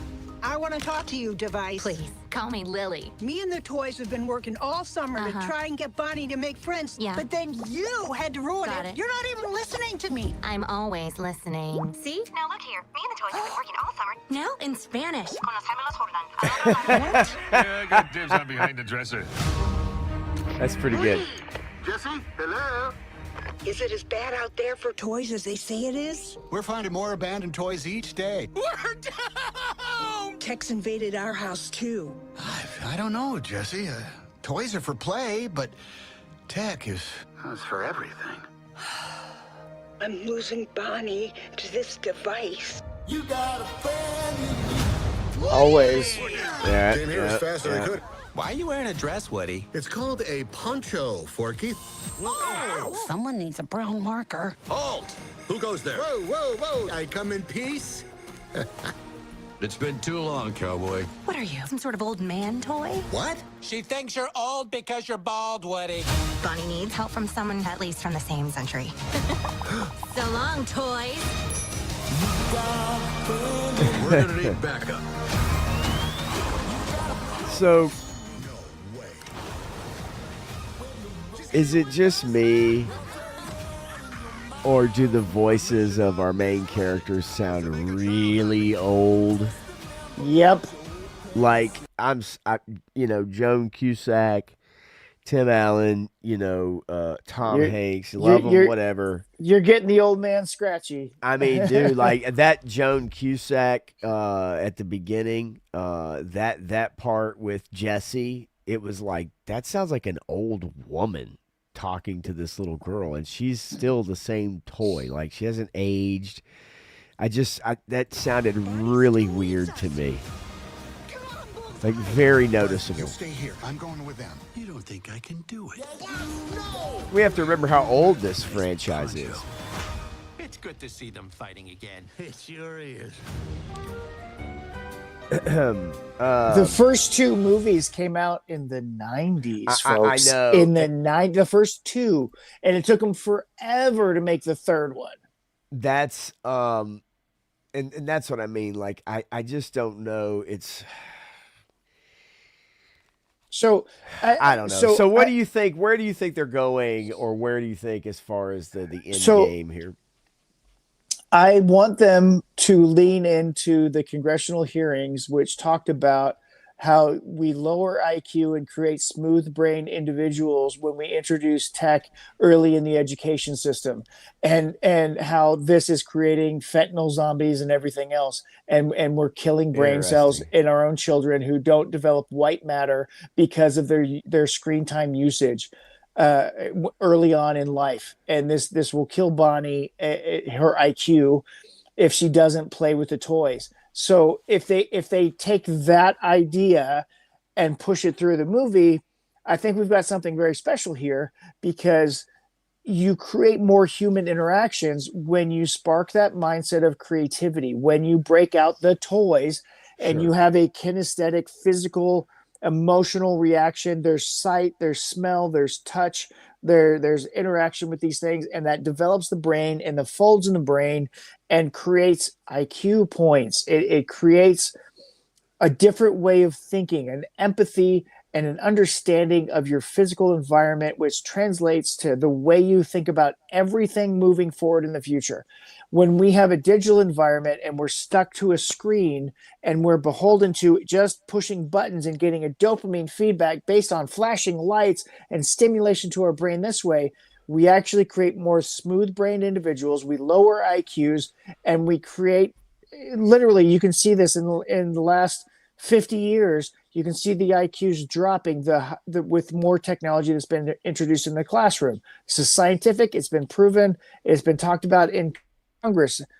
And so if they take that aspect of it and they do like limit the access to the leapfrog device, the lily pad, whatever. Yeah. You know, then we've got something to work with here, and that's interesting. But if they end the movie with this mutual assurance of, hey, we can work together type of thing, and technology is the way of the future and we have to go this way, then I'm out, because that's literally not what the research says anymore.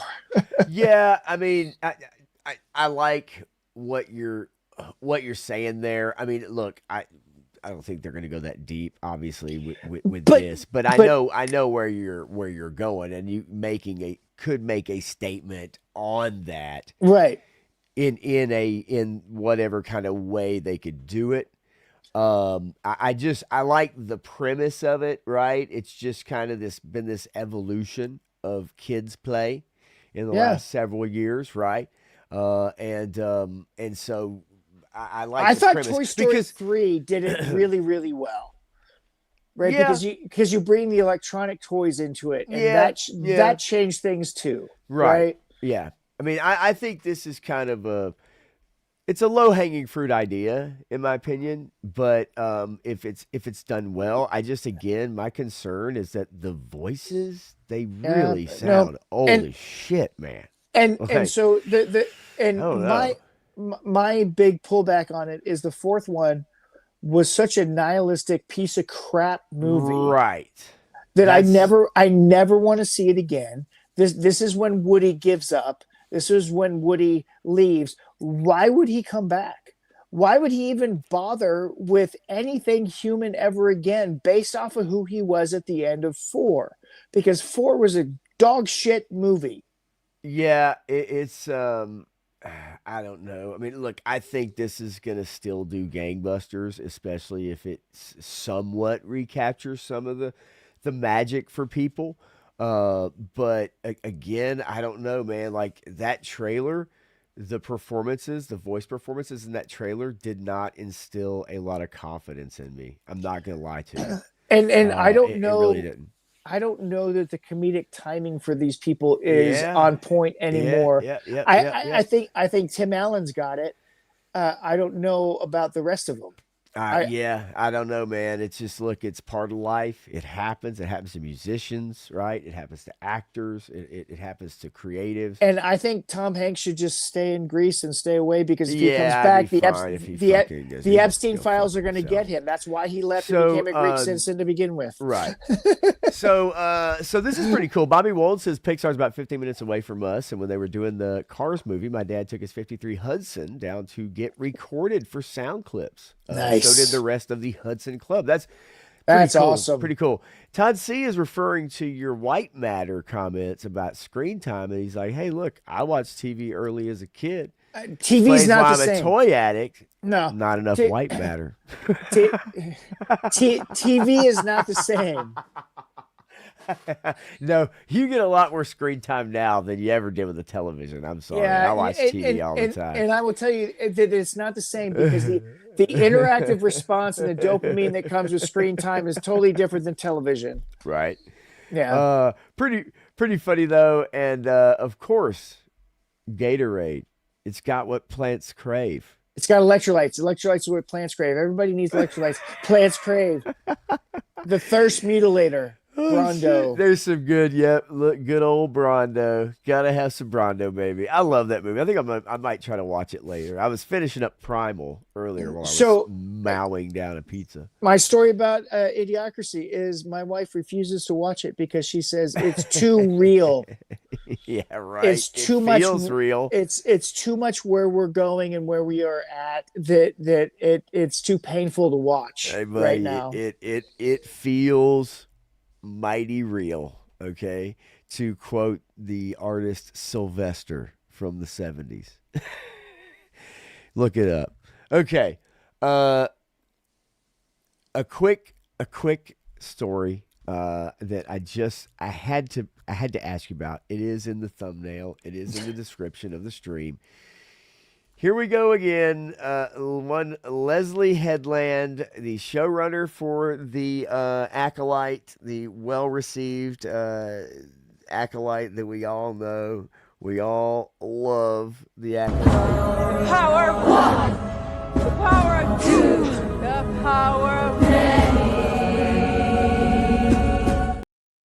So she opened her mouth again. The second worst television series of all time, second only Yes. to Starfleet Academy. So she opened her mouth again about the show and says Leslie Headland claims Yoda helped cover up the murder in the Acolyte. In a recent interview highlighted by the Holofiles, whatever that is, the Acolyte creator was asked about the show's closing moments, which featured Vanestra Rowe moving to conceal Kamir's crimes.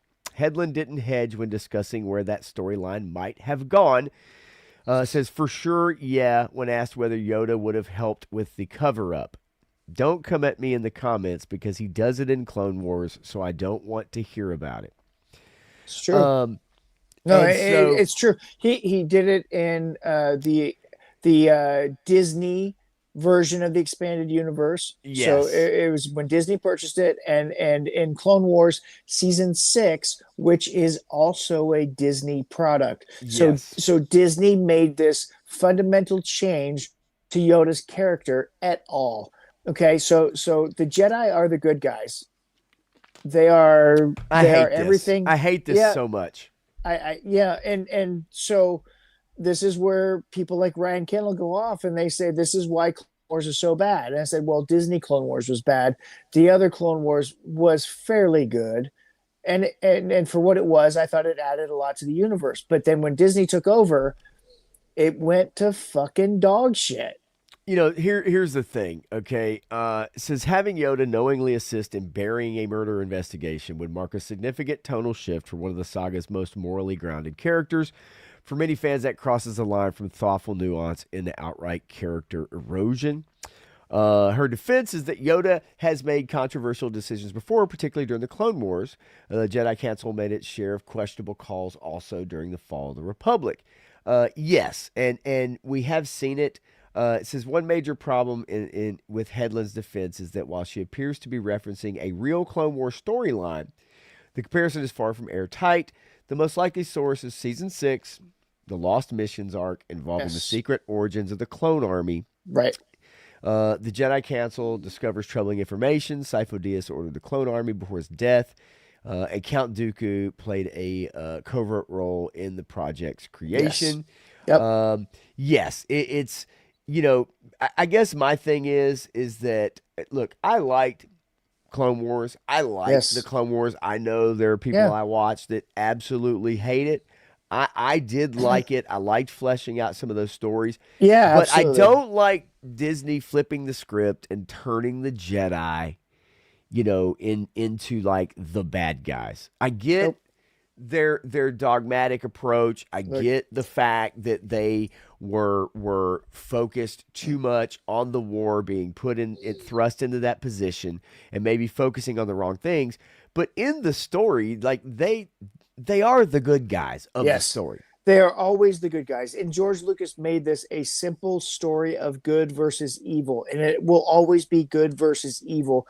And now you're trying to put modern sensibilities and modern storytelling and retroactively say, well, there's this gray area, and they actually fucked up some hardcore decisions, and there's some level for nuance, but the Star Wars is always essentially a good versus evil storyline, and the people that try to interfuse the gray Jedi and these gray elements into everything, they do not understand Star Wars.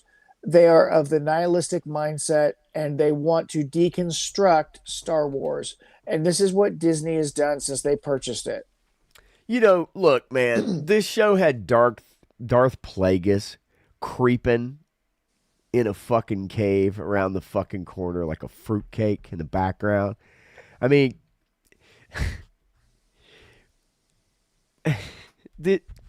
I can't take anything this lady says serious. Like, I can't do it. After that show, after watching that show, I can't take anything this lady says as serious. No. Even if she has a decent point, possibly. I still can't. I mean, I can't come up with a better name than Leslie Headlamp or Leslie Forehead. I mean, well, there you go. She's got her name, parodies on her name fit her persona, and she is not a bright person, and she's full of nepotism because she puts her wife in everything and makes her. I don't know. It's like, okay, here we go again. We get another interview. And instead of like clearing anything up, it just adds more bullshit to the conversation. I think people would like to forget about that show, right? Like just let it disappear.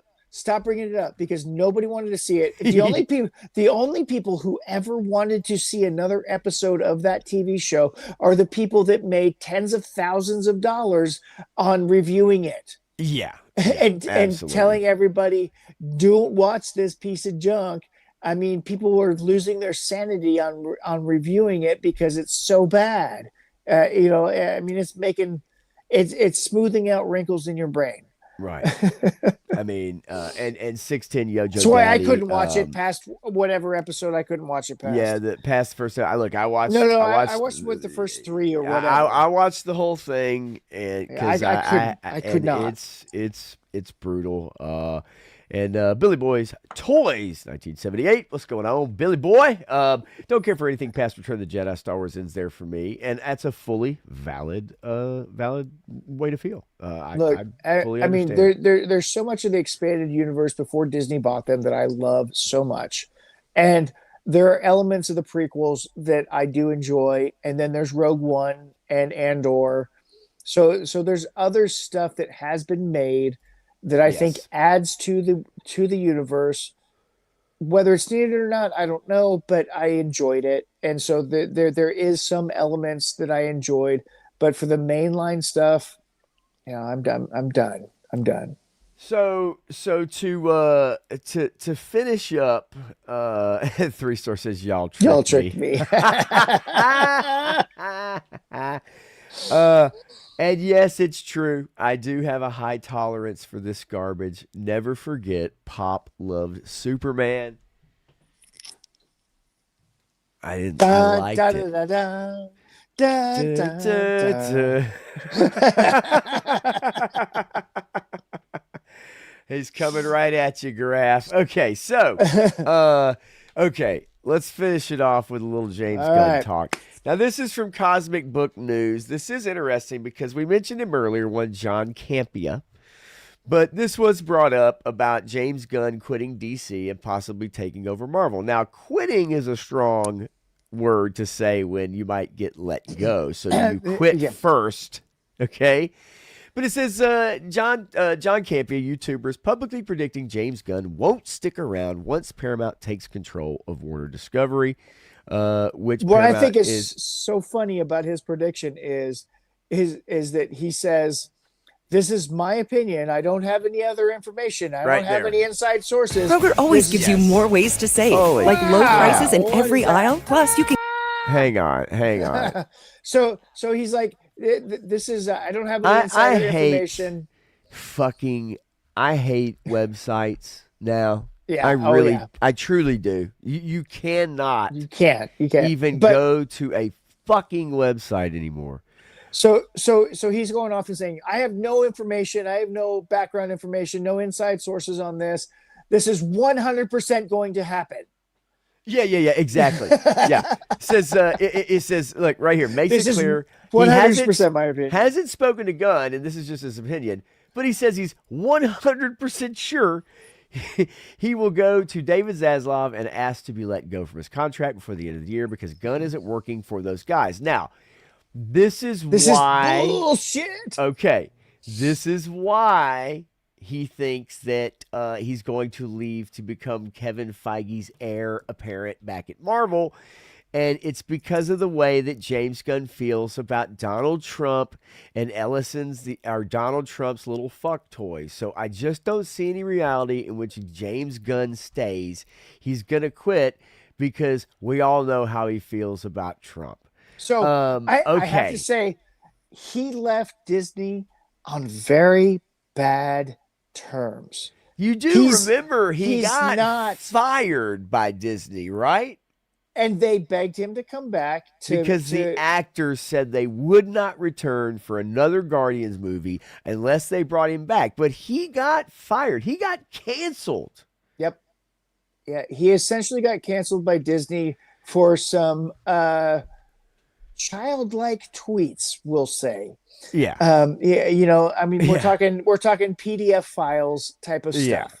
Okay? And I don't think he was truly joking about it, but nonetheless, he got fired from Disney for past tweets that he made, and then they reluctantly brought him back to make Guardians of the Galaxy 3 and the holiday special, and then he was gone because he was head of DC. He is not coming back to Disney to do Marvel shit ever again. Yes. I'm going to say that as 100% sure.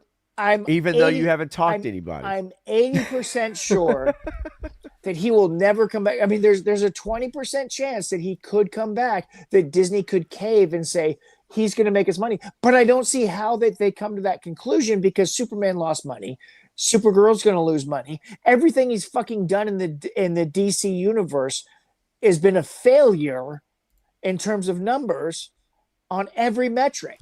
So I don't see how Disney says he's a commodity to worthwhile to bring back, because the only thing that he ever did for us was Guardians of the Galaxy. Do you think for 1 second, okay, if they're looking at numbers, they can't do it. Let's just say Disney, okay, if they really were going to make him the heir apparent to Kevin Feige, and you look at what Kevin Feige's done for Marvel, right? You look at what James Gunn has done so far with DC. Do you think in any real world that they would say he's the heir apparent to take over the entire Marvel? That's not what he does. He's not good at that. He's good at making an ensemble film. Yes. Okay. And that's it. A quirky comedy ensemble piece. That's all he's ever been good at. And look, Garaf, yes, look. Did I like Superman? Yeah. When I was in the theater and when I left, I was like, yeah, that was fun to me. Was it great? Was it the best written movie? You know, are there parts that like I would have changed? Yeah, 100%. But at the time, I was like, I'm okay with this. It's not better than any other Superman movie that I can think of in my mind. But I also, you know, it's better. Well, it's better than a couple. I can tell you that. But nonetheless, you know, for me, I think it's a matter of, if you look at the track record, why would Disney go, yeah, this is the guy we want to take over for Kevin Feige in another 15 years or 20 when he retires? John Campea is absolutely delusional. He's a fucking fruitcake, dude. That guy's out of his goddamn mind. I don't know. I mean, he's had some good times with Robert Meyer Burnett, but I like Robert, but even Robert. I still don't understand what Robert sees in Campea, man. I don't understand what Robert sees in a couple of things, but nonetheless, I love Robert, and he's a great dude, and I appreciate his opinion on things, and I appreciate his openness to have conversations about it. And John Campea is not that guy. Campea is not somebody whose opinion that you can really truly respect, because, you know, like I said, he's not going to review Iron Lung because Because because it makes him look bad because what he tried to do failed so horribly. Well, bottom line here, and look, do I think this meme with Trump, truth, justice, the American way, did that rub James Gunn so bad when Superman got released? Did it rub him that badly that he's like, I can't possibly have a job with Paramount? He doesn't even have any clue what's going to happen. Personally, I think it's going to be the other way around. I think if Paramount comes in and takes over, the Ellisons go, yeah, this hasn't done shit. And when Supergirl comes out and makes $300 million, boom, it's gone. He's gone. Like, he is. What so other choice do you have fired. to make? He is so gone, and nobody will touch him in Hollywood for a decade. Well, that. Maybe he'll be in director jail. I don't know. I do know the choices he's going to be relegated to trauma films or something. The choices he's made with DC, I think he went about terrible. establishing this the wrong way. Absolutely. You start with, Creature Commandos, bad decision. What the fuck is that? Yeah. Superman as a whole, not a failed. good way to go. No. I think what he's doing with Supergirl. Then you've got your body horror, Clayface movie, supposedly. But isn't that in the Batman's universe and not James Gunn's universe? universe? And then you have no Batman to start out with. You don't. You don't. So because he doesn't understand Batman, and he said he doesn't get Batman. Right.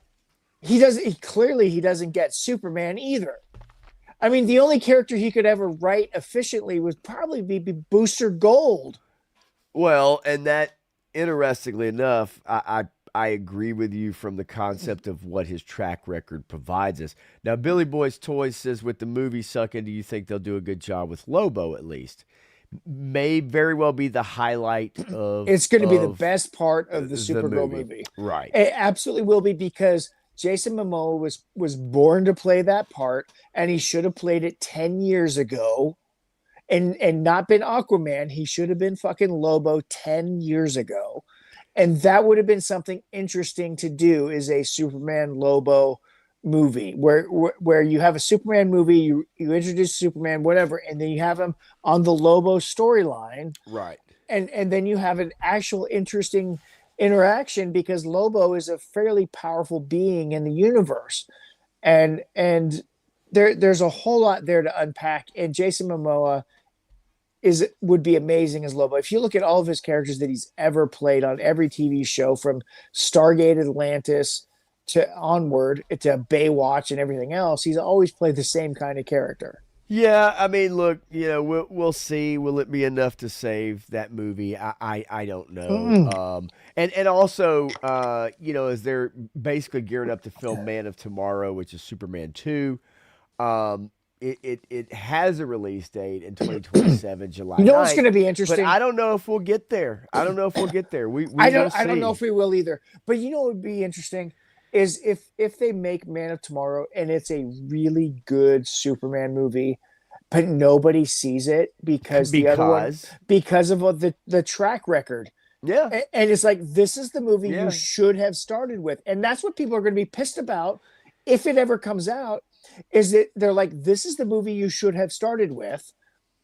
Yes. If it turns out to be good, if they turn out to do a good Man of Tomorrow storyline, because it's like, and everybody told him from the get-go, you must create a hopeful Superman, not a nihilistic Superman. And he thought maybe he was, I don't know, but it just didn't work because of all of the other characters he had to throw in there, because James Gunn is incapable of telling a single character story.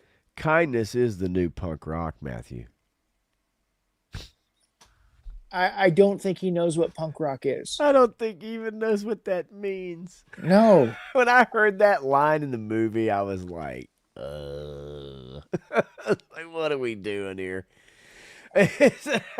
So just purely speculation. Do you think that Gunn will make it to Man of Tomorrow? Do you think that the money that will be put into it, they'll want to at least see it through and maybe just get something out of that movie. I don't know. I don't know about the Clayface movie. I don't know if that's what the schedule was for that. I don't think that releases before Man of Tomorrow. I don't know. But I don't know. I think maybe it is possible we do get there in 2027 as kind of the last, with the money spent. I don't think they're going to do the tax write-off thing, right, of what happened with That girl. And I think we'll get Man of Tomorrow, but that's kind of it. And I almost in a way think that Gunn could already be gone by then. But they go ahead and release the movie anyway and just say this is the end of the Gunn DCU. I don't know. I don't know that they will spend any more money on any of his projects when Supergirl fails so hard. Yeah, I mean, you very very well could be right. I mean, I don't know. I mean, I don't know how these financial things work. Good night, 3-star. Yeah, see you tomorrow night. Cause I just think that if Supergirl makes $300 million, which is a fairly good estimate. I mean, I think it could make maybe a little bit more, but yeah, it's not going to be profitable. And when they see the loss coming in from this Supergirl movie, and they look back and they see the loss of Superman, and they see the loss of all these other projects that he's been on, I don't see that he gets to make Man of Tomorrow. Yeah, you may very well be right. I mean, I guess because they're about to start shooting it, that's going to have to happen like pretty quickly. Well, so then, I mean, literally, like I'm pretty sure they're if they're getting ready to start shooting it, yeah, they may cut their losses. They may let it ride through. I don't know, because this deal with Paramount is not finalized yet. I mean, this is still in the works, and like I said, they can still choose to cut their losses. They can say, right. No, we are not doing this. Hold on a second. We got to see how this other stuff does. And if they're paying attention to real metrics and real projections, they have to know that Supergirl will make 60% less than Superman did. I mean, in reality, yeah, they have to know that it's going to make 60% less than Superman. No, I look, I won't argue with you there. I believe the same. But right here, scheduled to begin filming April of 2026. So depending on how deep into that goes, and if Paramount gets their hooks in and can actually solidify some of this deal by the point where they're starting to shoot, they may have a say in it. Right. If that doesn't happen until sometime midsummer, then they're going to be mostly done with principal photography, and they may decide to release it and see what happens. Because if that much of it is done, they may say, okay, it's worth it just to finish it, put it out there, and see what happens. So there's potential that Man of Tomorrow comes out. It just depends on when this deal with Paramount gets finalized and when the accountants take a hard look at everything. Yeah, we'll see. It's interesting. I do believe he was the wrong choice to helm the DCU, and I don't see any way he replaces Kevin Feige as the head of the Marvel, arm of Disney. I just don't see, based off of what he's done. If people say, "Oh, well, Guardians," okay. But like, that's not, to me, that's nowhere near enough to try to do the whole put all the pieces of the puzzle up on the wall and take the yarn, right, and move it from one thing to the next, tying all the things together. I just don't think that's his thing. So I know it's not a Hollywood name, but if Jeff Johns took over the DC universe, I would have been a lot more excited and I would have been interested to see what he wanted to do with it. I have not appreciated a lot of things that Jeff Johns has done, but at the same time, he knows his DC stuff. He knows his comic book stuff. Right. Right. And he's a good enough writer that I think he can delegate to the right people to help make something interesting.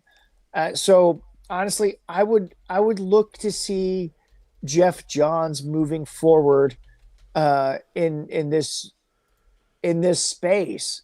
It'd be cool, but I don't think that's going to happen. But I'm with you. I think, but I mean, great. if anybody wants to move DC universe forward, they're going to need somebody like Jeff Johns, to think about it. I mean, maybe a Jim Lee, but I don't like his stuff very much.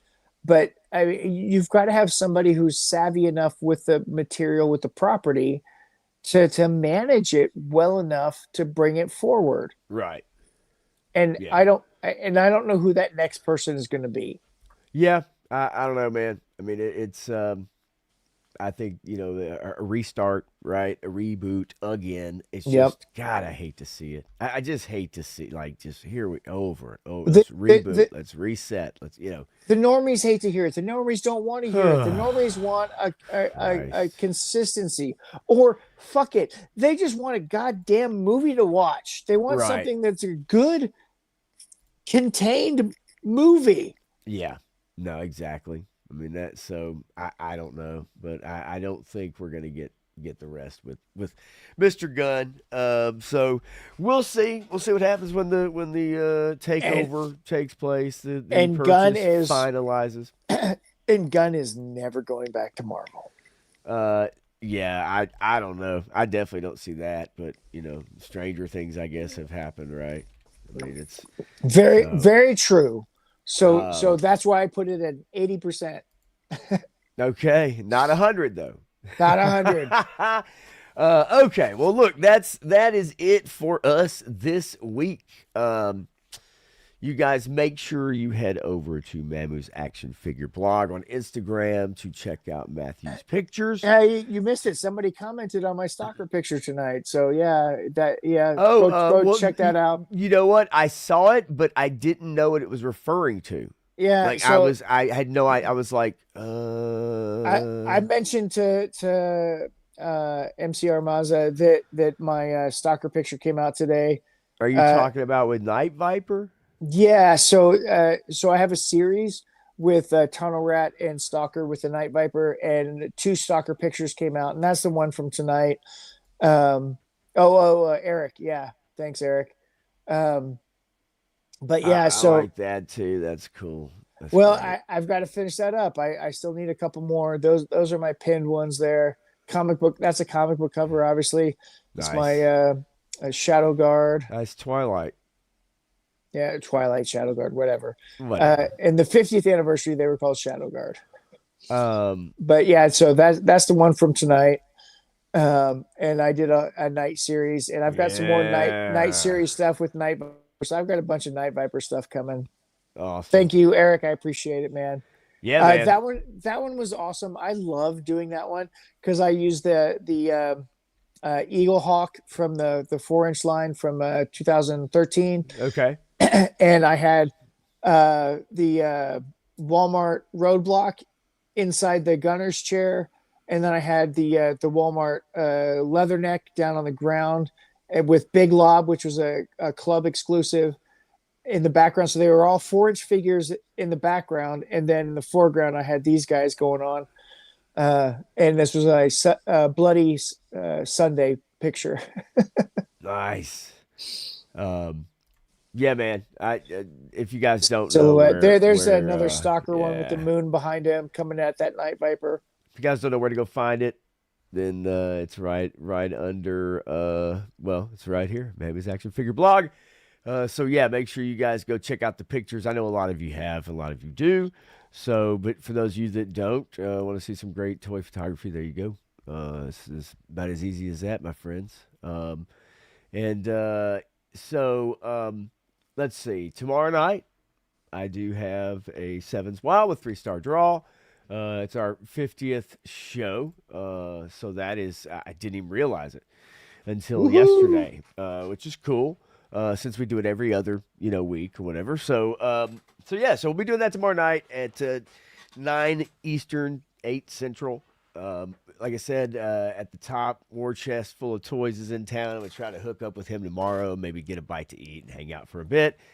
Try to take some pictures or something. Why doesn't War Chest ever contact me? Because he was in town all this time. Hey, you got me. Well, he was pretty busy when he was pretty damn busy when he was in your state. Yeah, anyway. yeah. I do know. I know. Crazy stuff going on. Yeah, that guy, he's actually very busy. But nonetheless, and so yeah, man. I guess, and then Sunday night coming up, I'll have another Unfiltered. So anyway, appreciate you guys hanging out for sure, sticking with us, and we'll be back next Tuesday again, and we'll see what else we've got to bring to the table. You guys come back, hang out with us again.